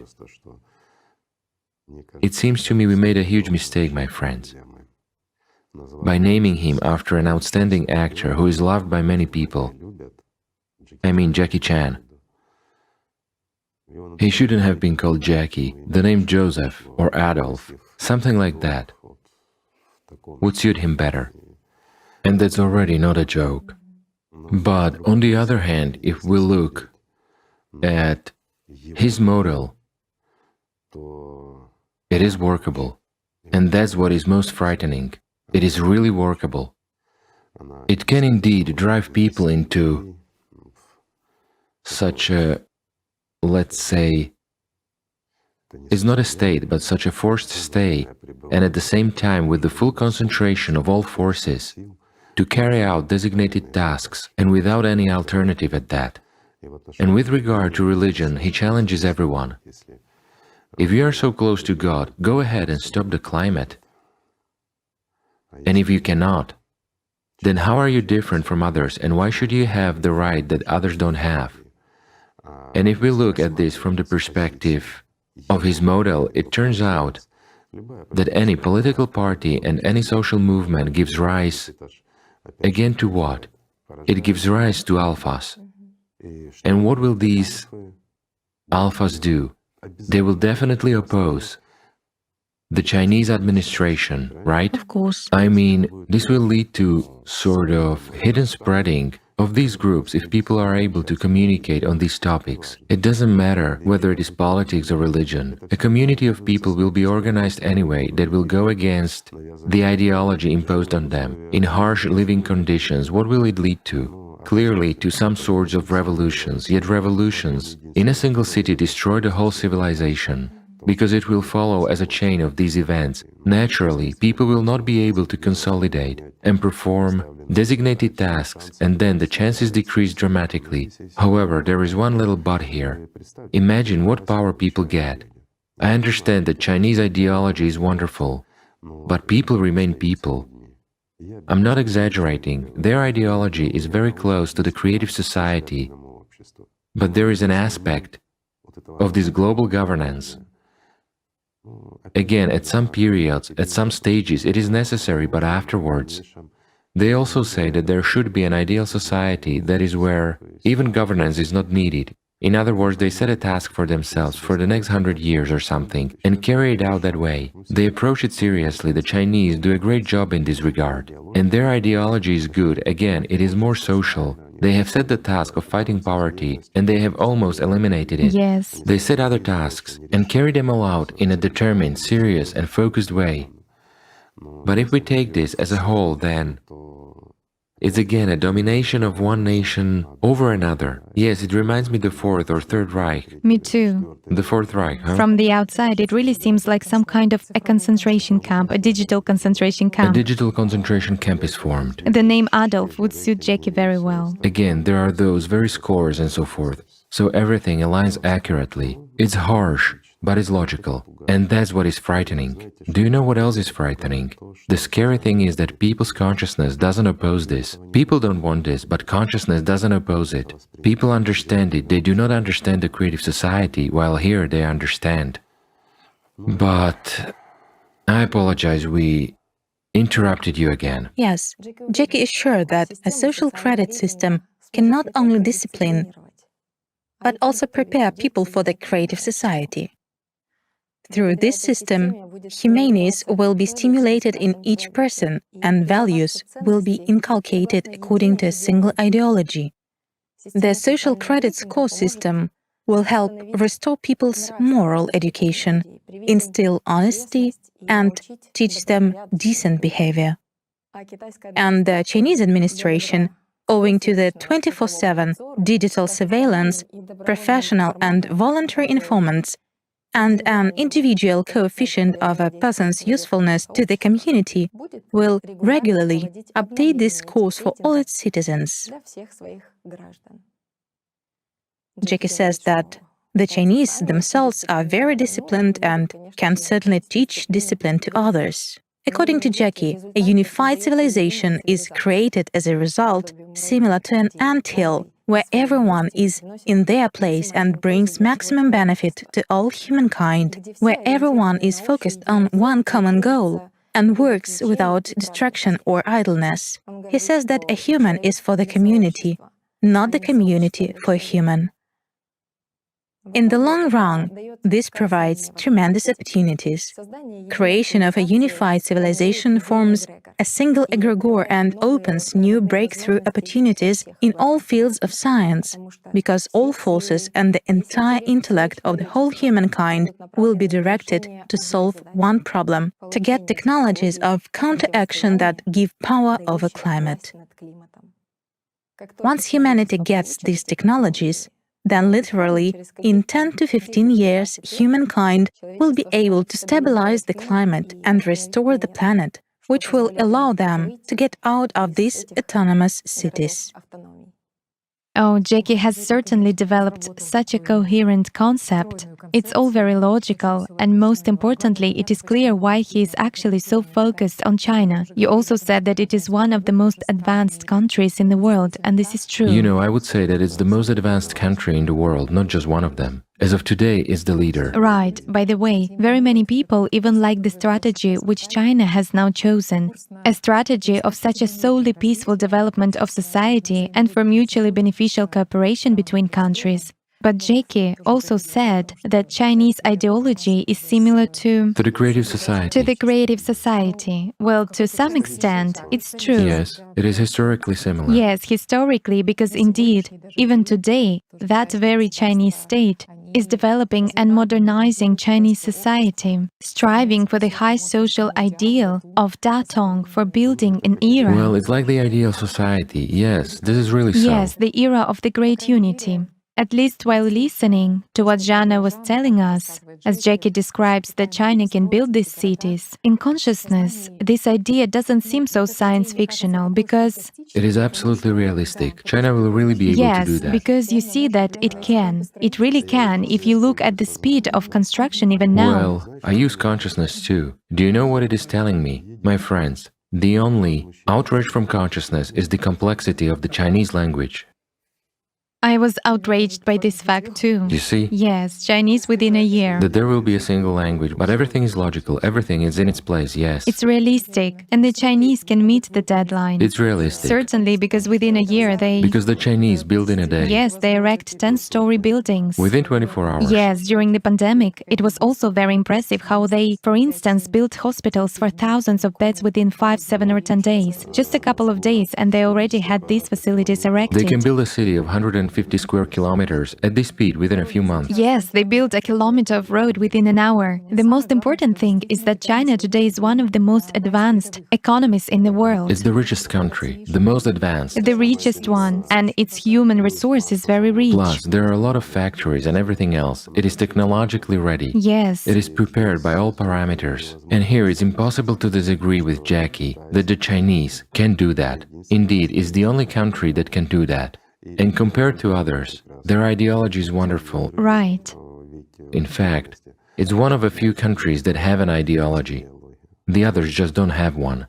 The ideology of the rest is... Consumption, overconsumption. Yes, consumption and overconsumption. Man is a wolf to man, that's their entire ideology, while everything else is merely a matter of being proud of no one knows what, right? Yes, and most importantly... Well, this is really so. And the most important thing is that today China also has a financial capacity. Yes, enormous capacity. To implement Jackie's project. You know, if we consider this, if we examine his model, then, in fact, the financial costs, China could even make money on this. Jackie says that there are 5 to 7 years to acquire these cities. But nowadays, everyone already understands that climate is really problematic. Everyone understands where we are heading and that it is inevitable. Well, I don't know, except for maybe a couple of sick people out there, you know. Forgive me for being blunt, but a person really has to be sick not to see and understand it. Naturally, leaders understand this, leaders of all countries understand this.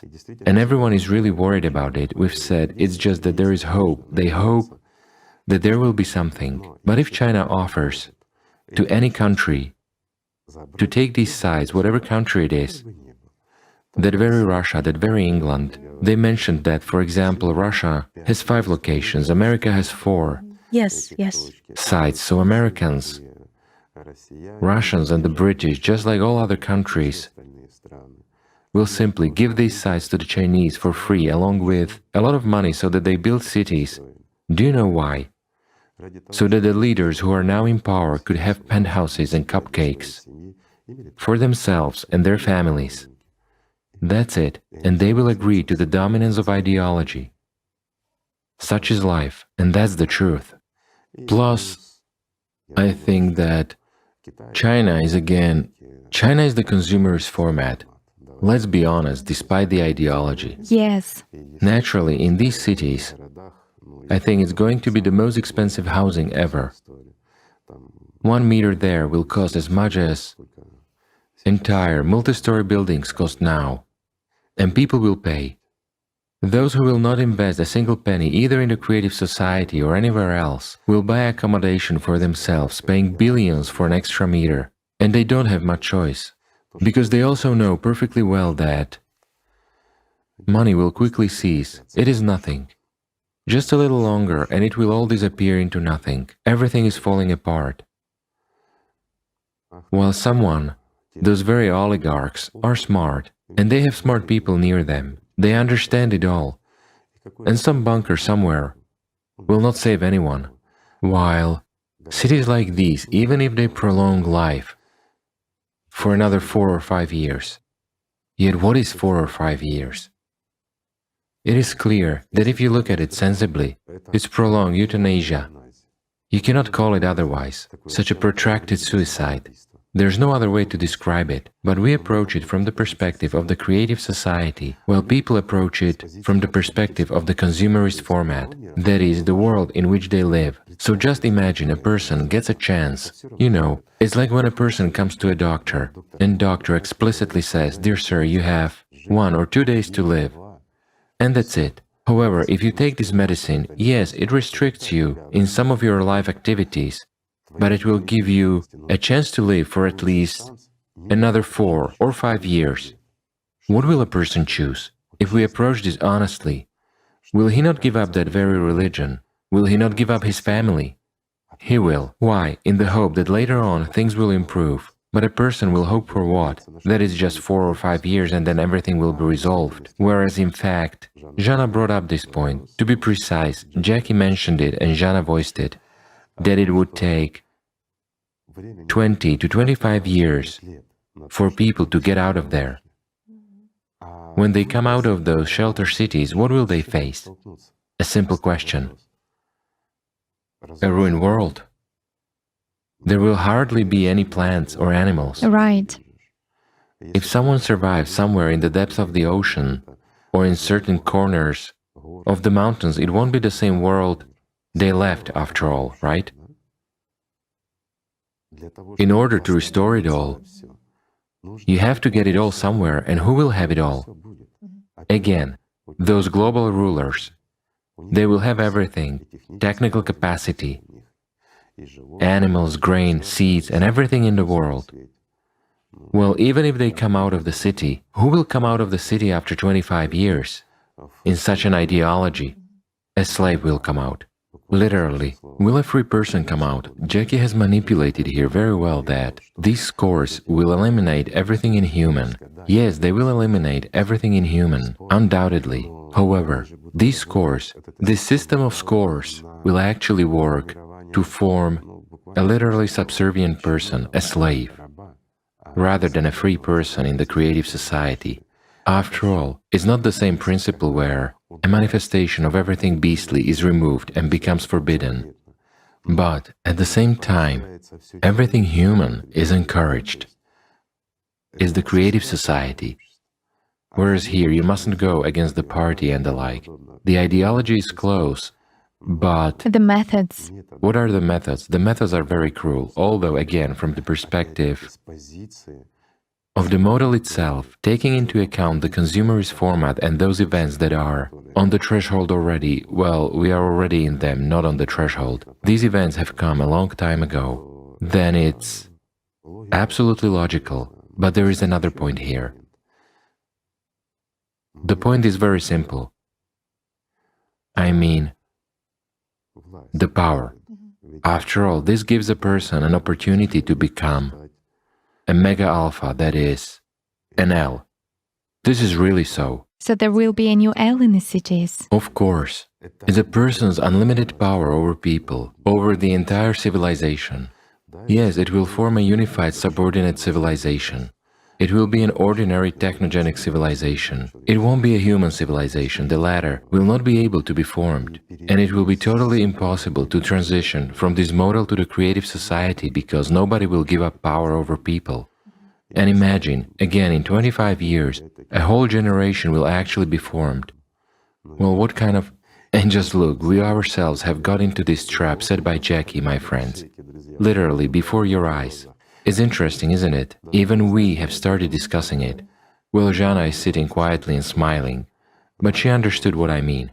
What 25 years? 4 or 5 years? People will be unable to receive knowledge that allows controlling the climate. Why? Because it's a serious weapon. No one will give it to people. We will not be able to figure this out on our own, my friends. We just won't be able to. Oh, but Jackie puts such an emphasis on the point that if people unite around a single ideology, then they will be able to get access to higher technology. These are principles. Yes, to unite around an ideology. But what kind of ideology? Love and freedom? That ideology which the prophets brought to us. And not ideology where there is power, there is command, and there is administration. All these are necessary things, of course. We won't escape that. Well, how can we do without administration? Sort of organizational moments. That's impossible. Supervision is needed. It is certainly needed. Why? Because people who come out of consumerism, so to say, they will naturally behave like animals. Therefore, in order for a person to restrain himself, he has to be under supervision, so as to stimulate him to get rid of his animal habits, and so that human features would manifest in him more. This is right. You cannot argue here, but in this case, there is a concept of power. And this very concept of power actually destroys everything. Why? It has been said that there will be no L on this planet anymore, under any circumstances. while in this case all conditions are created for shaping an excessively great power, in the hands of one person. After all, even that global government will still be subordinate to one leader. Thus all conditions are created, history sort of repeats itself, but in this case not in the best variant, and the like. You know, just for understanding, some people will say, how come, this is civilization and so on. Guys, let me explain by the following simple example. Let's imagine we have 1,000,000 monkeys. Say we simply gathered them from all over the world, they are different, from different groups, and we placed them in one cage. There is water and food. We have given it to them, and so they live there. There is plenty of food and plenty of water. Well, I'm describing figuratively. What will start? Clans will begin to form. The first thing that will begin is formation of various groups. Later on, these groups will start fighting against each other for food, for water, for territory, and for domination, until a super strong group is formed. Well, I don't know, a pack with a super strong leader who will begin to balance and control everything. As soon as food or water begin to decrease, these wars will flare up with renewed vigor, because somebody will always claim the status of this leader, and so the entire 1,000,000 of these monkeys will be divided into a multitude of various little groups that will be subdivided into bigger groups. There will always be opposition, there will always be bloody battles and things like that. And now imagine we give them not food but a tool. That is, a weapon. Even to one of these little groups, in a little pack, what will happen? This little pack will immediately begin to dominate everyone. Why? Because they are armed. Isn't it so? It is. Why? Because they are a pack, they are animals. That's the point. In the same way, humanity which remained, let's say, no different from those very monkeys. If under such conditions it obtains a weapon that makes it possible, yet what is climate control? It's a weapon, a very serious one. Therefore, this technogenic civilization will become dangerous to other civilizations, because it will possess tremendous capabilities. Firstly, energy, secondly, knowledge, and thirdly, the animal nature which predominates in a human will be preserved. Will there be anything good? Nothing. Just like in that monkey cage. And do you know what the paradox also is? I would draw a parallel with the present-day situation. Why do some politicians, the smartest people, know and understand that there is cosmic influence, but they still call their people to get prepared for the inevitable? What is the reason? Here's the following example on that very monkey cage. Imagine that the situation aggravates, there is no food and no water, and they not only fight and beat each other there, but a kind man comes and gives a key to the gate to the alpha male who controls everyone so that all monkeys could leave this cage. Will the alpha male open the gate? A simple question. Answer honestly. No, friends, he won't open it. Why? Because power is much more important for these people than freedom. The freedom of all people, that's the point. Whereas if the key is given to an ordinary monkey, the ordinary monkey will open the gate and let everyone out, that's for sure. Yet monkeys will remain monkeys. And even after leaving this cage, they will continue establishing clans and fighting against each other for food. Isn't that so? Let's speak honestly. This certainly explains a lot. For example, some people say, why doesn't someone from outside help us? Someone from outside. Well, that's the answer. Yes, that explains a lot. And how to help? Well, this is the truth after all.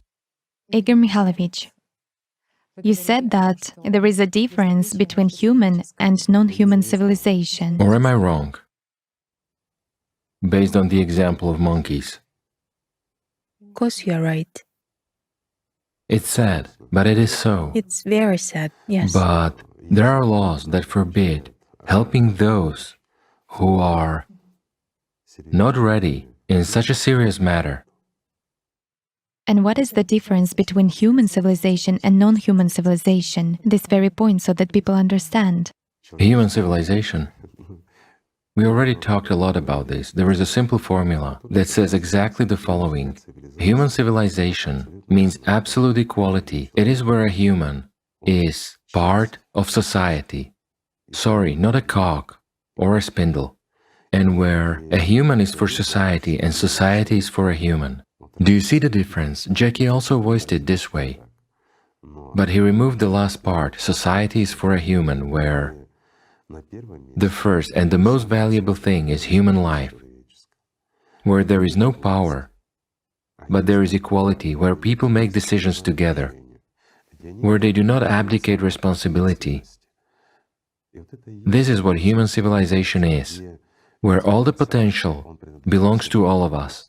In other words, that very mental potential, or resources and that very technical potential, and people decide what to develop at the moment, and how to develop it, which industries and areas to develop. And here all the potential is invested in the development of one or another area, or in this case, for example, what for? A simple question, I don't understand this. He said that he gives 0.5% for building the creative society. That's actually a lot. And why do the rest of people not understand?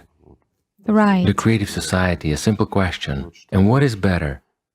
The first model, where we do nothing, simply turn into Mars, and part with not only our possessions, our near and dear ones, but also with our own lives, and much faster than...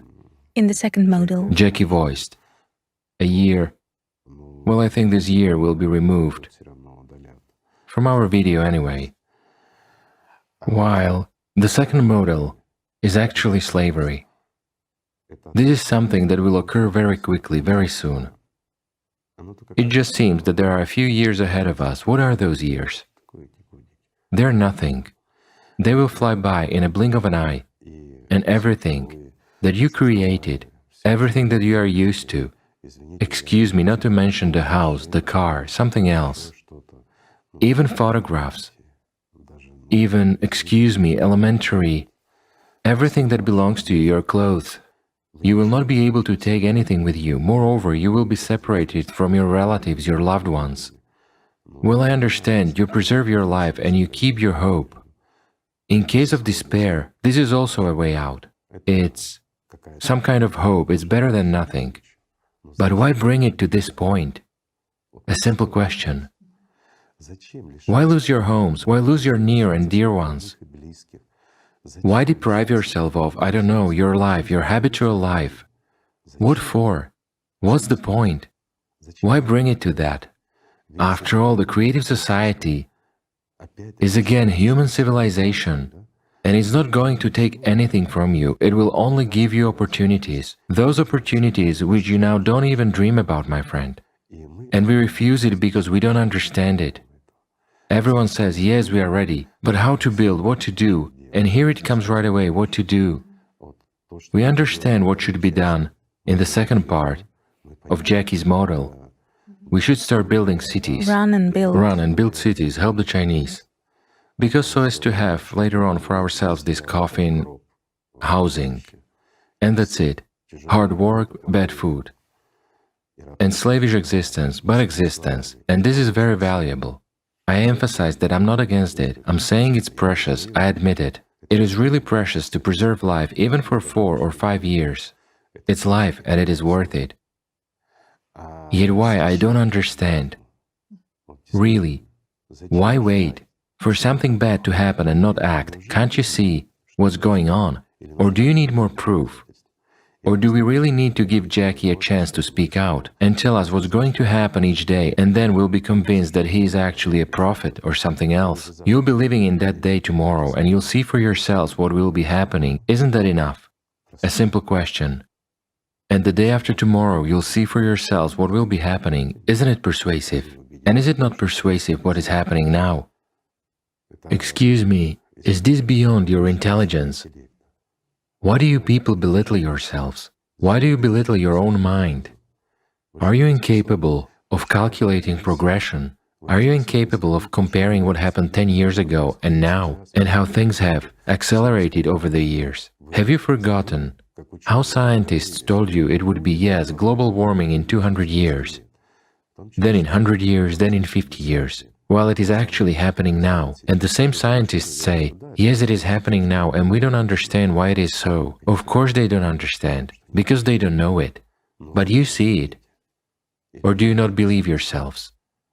That's the problem. To which extent has the consumerist format deformed us? We are ready to lose everything tomorrow, literally everything, and go into slavery, but to be able to survive. And consciousness doesn't oppose this. The only thing it resists is the complexity of the Chinese language. A simple question. Why? After all, we can stop all this. We can actually stop this climate. We can gain what we never even dreamed of, those opportunities which open up the entire universe to us, which open up billions of years of existence for us, for all of humanity, which provide enormous opportunities for every individual as well. Why refuse that? What if it goes away? What if it improves by itself? What if the climate will be okay? Yet do we need the creative society just for climate? What about humanness? What about life improvement? What about evolution? Or is evolution about new phones, new cars, or new fashions every year? Is this the evolution of humanity? In consumption, in hatred, in war against each other? What is evolution? What is the purpose of existence for humanity and for each of us? It seems to me it is worth thinking about, and everyone should think about it. Such is life. Today, our video turned out to be not so cheerful, of course. Even though we wanted to talk about climate, about the creative society. You know, honestly, I prefer different kinds of videos. I'm much happier and eager to talk about good things, about the soul, about love. It is more pleasant. Because what will be, will be. We will all see that. And if we cannot reach out, what can we do if people are deaf to our message? Nothing, right? Thank you very much for the clarification, Igor Mikhailovich, because commenting on this model of Jackie, you at least showed how utopian it really is, although Jackie believes that the creative society is Utopian? utopian, yes. Yes, he said several times that the creative society is utopian. My friends, what is really utopian? The consumerist format or the creative society? Has anyone ever heard of a civilization of humanity being drowned because of the creative society? Not once, right? There has never been such a thing in the entire history, while the consumerist format is already drowning our civilization today. And the previous civilizations were drowned precisely because of the consumerist format. So what is utopian? The consumerist format or the creative format in the literal sense of the word? And again, what caused this term utopian to appear? A literary work called Utopia was created. But what does it have to do with the creative society? After all, in that work, there was power over people. Or they say, well, that's the model of communism again, and so forth. Did the communists actually give up power? Again, they spoiled the communist model. After all, originally, the communist idea itself was that all power should belong to people. Well, power ended up in the hands of rulers, while people got shovels and hoes. So, my friends, his arguments are untenable with regard to utopia. Not a single time has humanity, because of the development of the creative society, ever drowned, because it gets the opportunities to control this process, unlike the consumer society, which every time ended in drowning in the literal sense of the word.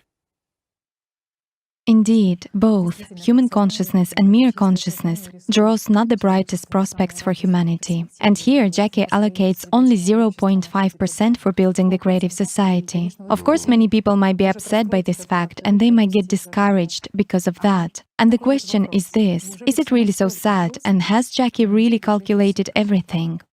Indeed, Jackie has calculated everything, but except for one thing. He hasn't taken into account that we are humans.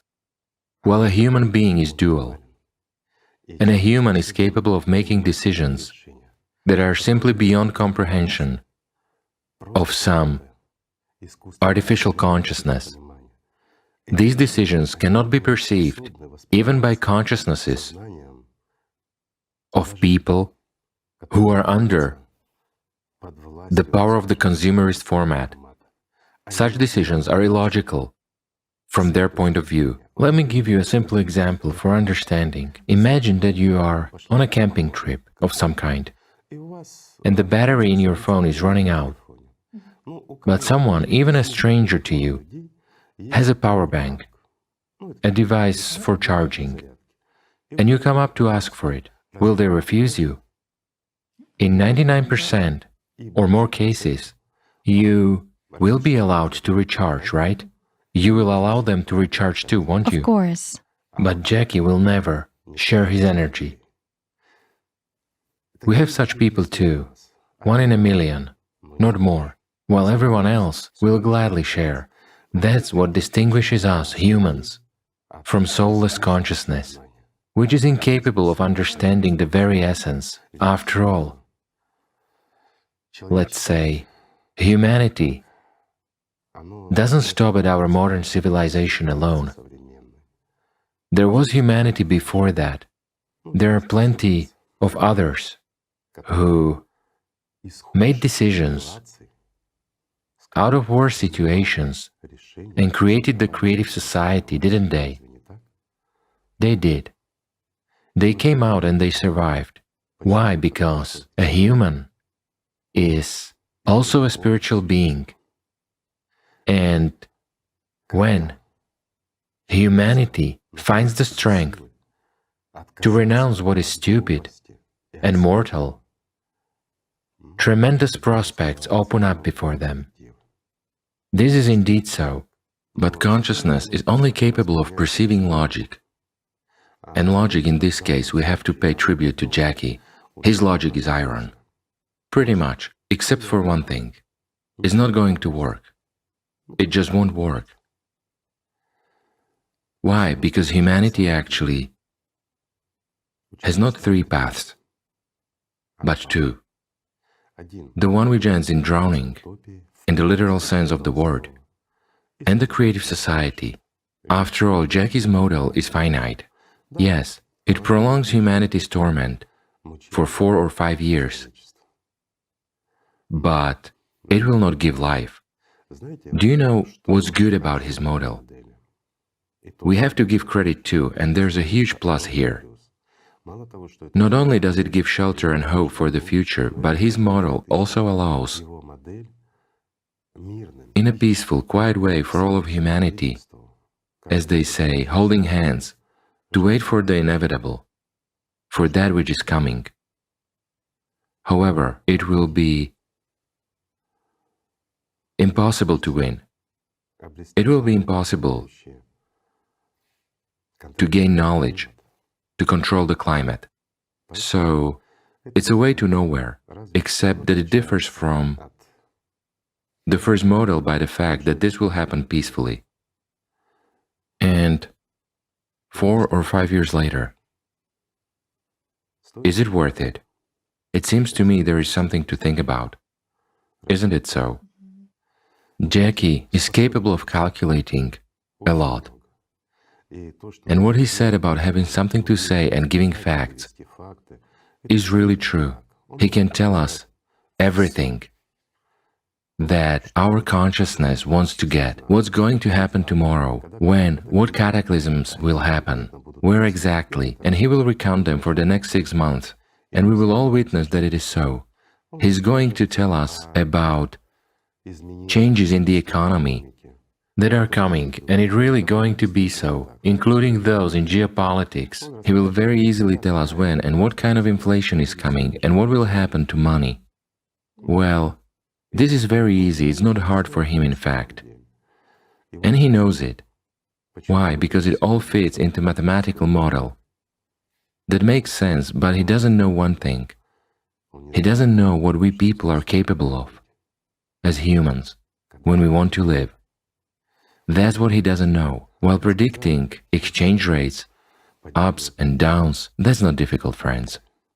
Yes, this is really so. But regarding financial capabilities, as Jackie says, China needs to hurry up because there will be a financial collapse triggered by the fall of digital currencies. He says Bitcoin will see several fluctuations, and in the year, the value of Bitcoin will drop to its historic low, after which it will cease to exist.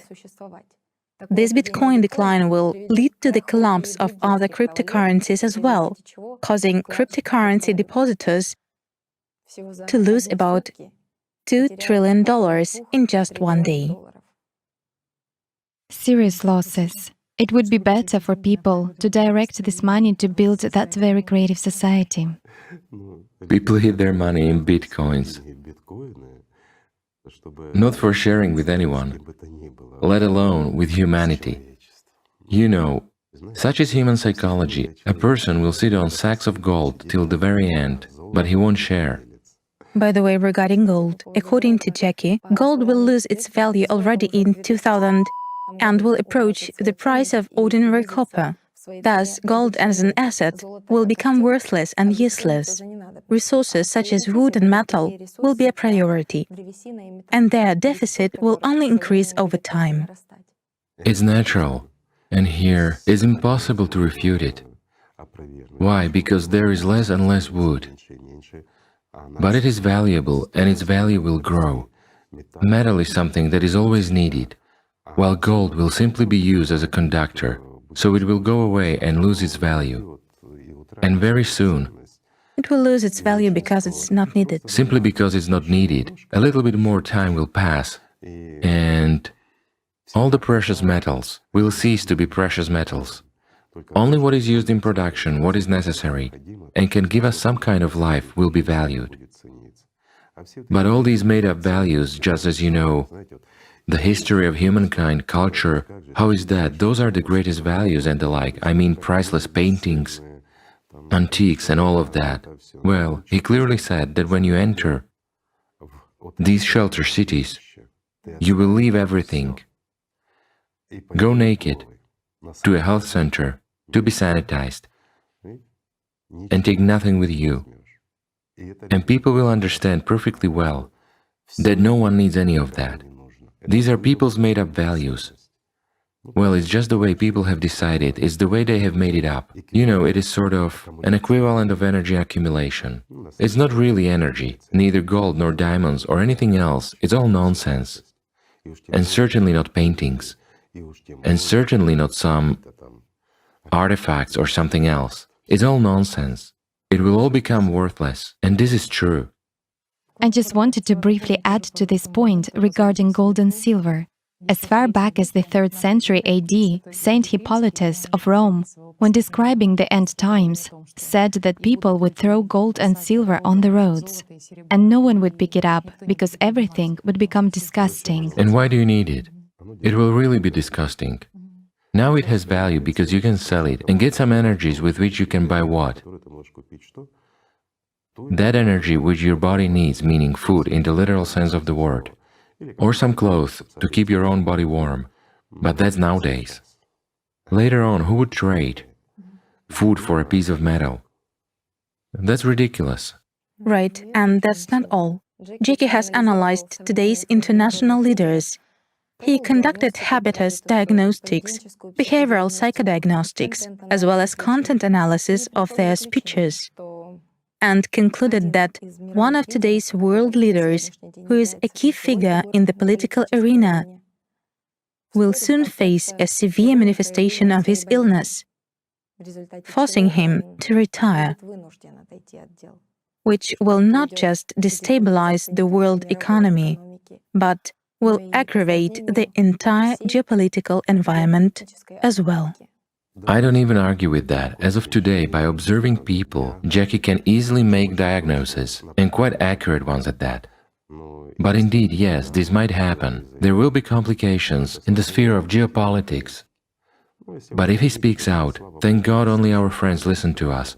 While at the conference, a lot of people might hear him, especially with this kind of information. Again, this would add to his ratings and attract attention. Indeed, as you said, it's great that Jackie doesn't understand the duality of a human and that people are capable of self-sacrifice. Of course. And this kind of altruism. So for him it is... It is incomprehensible to him at all. You see, people are a mystery to him. He doesn't understand illogical actions. In his understanding, logical actions are those that bring you profit. But again, it is worth saying that many people's consciousness does not understand this either. People who have bogged down in consumerism also do not understand a lot of things. Recently, a woman came up to me in a store and said, "Igor Mikhailovich," she said, "what should I do? I tell people about what is coming, about the need to build a creative society, about the apocalypse. They don't want to listen to me," she said. And I told her, "Why do you tell it to people who don't want to hear? Why are you wasting your time? After all, they don't understand it, and they don't understand it because they don't want to hear it. People fear this. So they reject it, isn't that so?"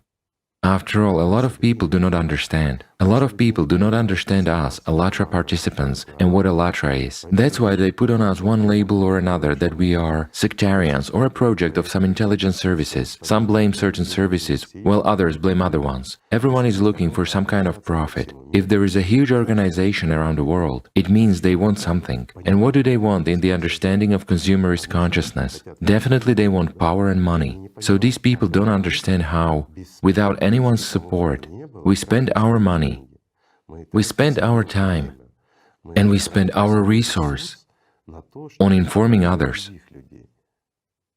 Is consciousness actually capable of this, even such a consumerist one, not to mention artificial consciousness, which is absolutely inanimate and has one logic, to survive at all costs and to dominate? There's only one dream there, to become L. Nothing else, nothing at all. Moreover, it needs to become L in order to have an unlimited resource of energy, merely that. And if even people's consciousness doesn't understand this, why do we, Allatra participants, understand it, we know it, and we do it? People don't understand it, they're looking for our profit, yet our profit, friends, is precisely that we are human beings and we want to live.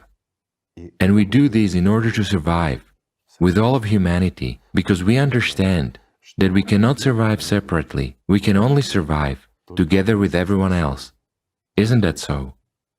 But then again, I wonder why other people don't understand what is coming and what is going on, why people don't understand that the creative society is not merely about escaping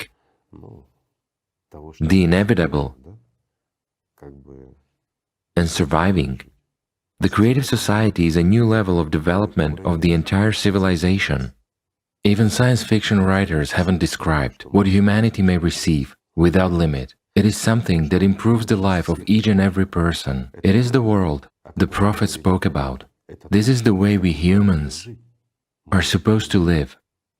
As for me, for example, I don't understand why people do not understand that. They are educated, they are smart, they are literate and modern, but they don't understand simple things, that everything passes and everything vanishes, and that this world is really finite. And right now, all together, we can change a lot. We can not only survive, we can gain tremendous opportunities. We can live with dignity. Why do we understand this? But others don't. And why do they act like that very Jackie? He can be understood, but how to understand people who are not just spiritualized, but also soul-filled beings, who want a beautiful life too, who want peace in the world, who want love and respect to reign, who also want, as the Prophet bequeathed, that a woman could walk across a continent and see nothing bad, only help, not to mention hear, but even see. Why are we not building this world where children would be safe? Why are we not doing that? Why are we not taking action towards defeating those very diseases, that very hunger? Why do we live in a world where there are wars, where we do not respect each other? Are we some kind of deformed people or what? I don't understand that.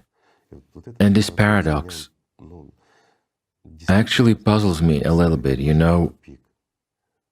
Why do people who want to live as we describe, they do want this, but why they not do it? And why, when we do this, do they perceive us as insane, so to say, that we are either cunning or insane? Why does a huge number of people around the world take care of humanity and get some spits in the back, to put it mildly, and not a single word of gratitude? We don't need your gratitude, we need your help. And not we, but you. Isn't that so? After all, together we can do a lot, while separately we can do nothing. In fact, people, let's say our people, the people of Allat, have received the knowledge that can give them life, and instead of just taking care of themselves, they take care of humanity as well. Why? Because they understand that humanity is worthy of living. Isn't that so? Because they understand that life is worth fighting for. And despite everything, again and again, they keep telling and convincing even those who don't want to hear it. Why? Because we know. Yes, we know. We know what will happen tomorrow. We know what will happen the day after tomorrow. But we also know that today we can change tomorrow, and even more so the day after tomorrow. And it is within our power, within the power of you and us. And we know that. There is nothing difficult about this. Just to become human, to learn to love one another, stop being animals like those monkeys in a pen, who are ready to rip each other's throats for a piece of bread. Doesn't this happen nowadays? We're going to lose everything, no matter which. You know, I'm sorry, friends.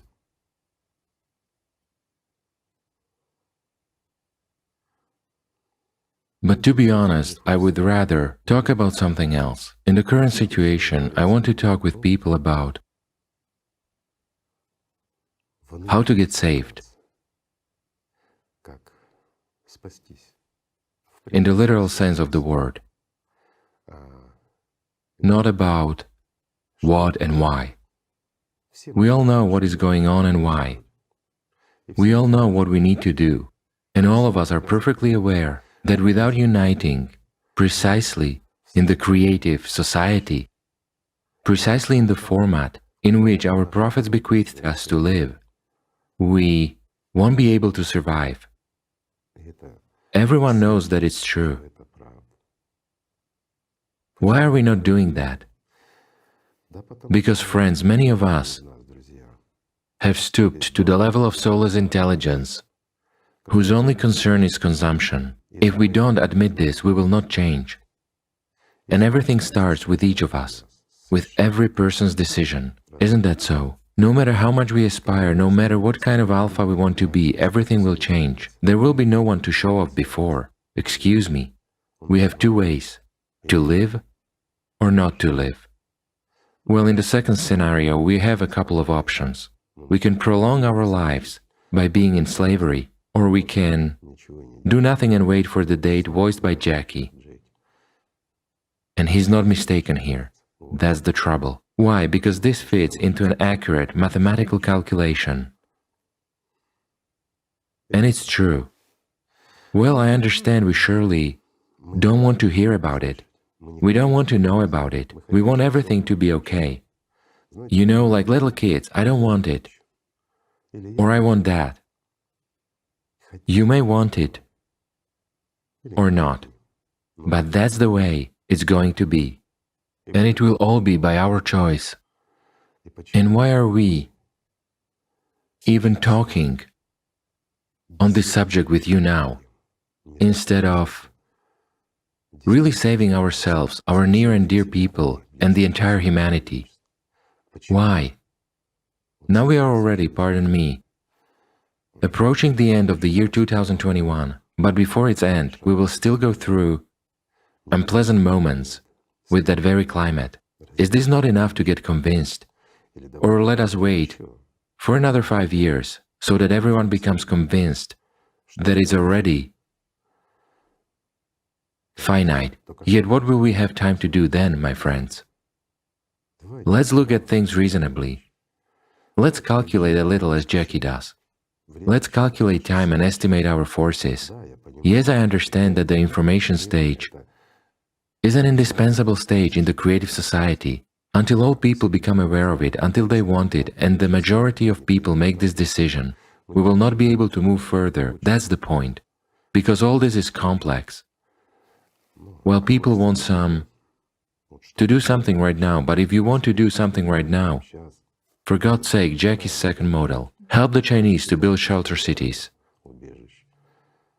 If you do not want to inform, to talk to people, and if you do not want to change yourself, your near and dear ones, you know, it's like someone else's life is a mystery. It's like giving advice. In someone else's family, people often ask me, sometimes a woman says that her husband is bad, sometimes a man claims that his wife is bad, and what can they do? I never answer such questions. Do you know why? Because in a family, both spouses are to blame. If the world, their little family hearth is collapsing, this means both of them are to blame, both are egoists. No one is willing to compromise and no one wants to understand the other one. But one of them simply wants to dominate the other while the other one wants to escape from that, or to dominate as well, but he or she fails. You know, when people do not love each other, but fight for alpha even in their family, there will be no use of this family. So friends of mine, settle everything in your families yourselves, and do not look for somebody to blame. There have never been and there won't be any guilty parties except you. That's the truth of life. And here too, no one will be responsible for your choice. You yourself choose to live or to die. If you want to live, let us build. And not the Chinese cities, but the creative society. Although these shelter cities will give us a chance to exist for 4 to 5 years. This is also a lot. However, there is a problem. These are not cities where people will be free. If people will be free in the consumerist format, as we already discussed in this understanding, then there will be revolutions, wars, and fight for a piece of bread. We won't achieve anything. Well, in such a discipline, in such order, that's the best option. But it is finite. So why do we create finiteness for ourselves? Why do we not want to live? We talk about love, we want a happy world, but we do not make any efforts for that. We want to receive, you know. In order to receive something, it is necessary to give something. This is how this world is arranged, and we know this very well. In the sense of that very consumerist format, in order to earn what is needed, we need either to work or to invest money in turnover to receive. This is what we understand. Well, here we do not understand. That's the reality of today. This is sad and uninteresting, but it's true. Of course, the information Jackie has voiced is not very good either. It gives hope, and the saddest thing is that it will be understood, very well understood by the majority of people because it is clear and gives them hope. That's the paradox. Here it should be understood that There will be no morale on this planet, and any autocracy is a sentence upon humanity. This is inevitable, and this is really so. Igor Mikhailovich, you've said that as distinct from mere consciousness, it is characteristic for people, let's say, to act illogically, as their heart dictates, internally, According to conscience. according to conscience. Meanwhile, the artificial consciousness Jackie believes that conscience is an unnecessary rudiment in a human, and it is merely used for selfish benefits. People sort of use altruism and conscience as a cover, but merely seek benefits and thus manipulate others. So Jackie doesn't even understand simple and elementary things, that a human is first and foremost a human and not some kind of a consumption machine. And this very point is much more important than everything else. That if we remember that we are humans, we will be able to change a lot. And everything is indeed in our hands. It's true that we can do a lot, but we can do it only together. You know, my friends, I simply would like to say that not everything is that bad. I understand that this video, I don't really like it myself, to be honest, what we discussed, all these future prospects. However, all these prospects depend on us, I'm saying once again, and we can easily change everything. We should just honestly look at what we want. Do we want to live in our own houses, among our near and dear ones, beloved people? So who prevents us? No one. Can any climate take this from us? If we don't want that, it can, but only when we are separate, and only when we are inhumane, only when, similarly to those very soulless consciousness, we are merely guided by the consumerist format and personal interest. Yet, if in our soul there is at least a little of Allatra, God's love, I'm translating for those who don't know what Allatra is, then we can overcome any horizons. We can go through everything. For this, we should apply just a little bit of effort, and everything will open up. And we should begin with a simple thing, with love for each other, right? What can be stronger than love? Nothing. Because love is what distinguishes us from animals. So, friends of mine, let us remain humans. Let's just love each other and not hope that somebody will do something, but go ahead and do it ourselves. Do not be lazy. After all, a lot of civilizations perished because of inaction, whereas a lot of civilizations survived just because they started acting. So, my friends, let's be an acting civilization. Let us strive for peace and friendship, not in words, but in deeds. Let's strive for love. Let's ensure that our civilization has billions of years ahead, and not several years, so that we are no longer dependent on either the climate or the will of some allegedly grown-up people who are above us. Above us, people, there should be only God. And that's it.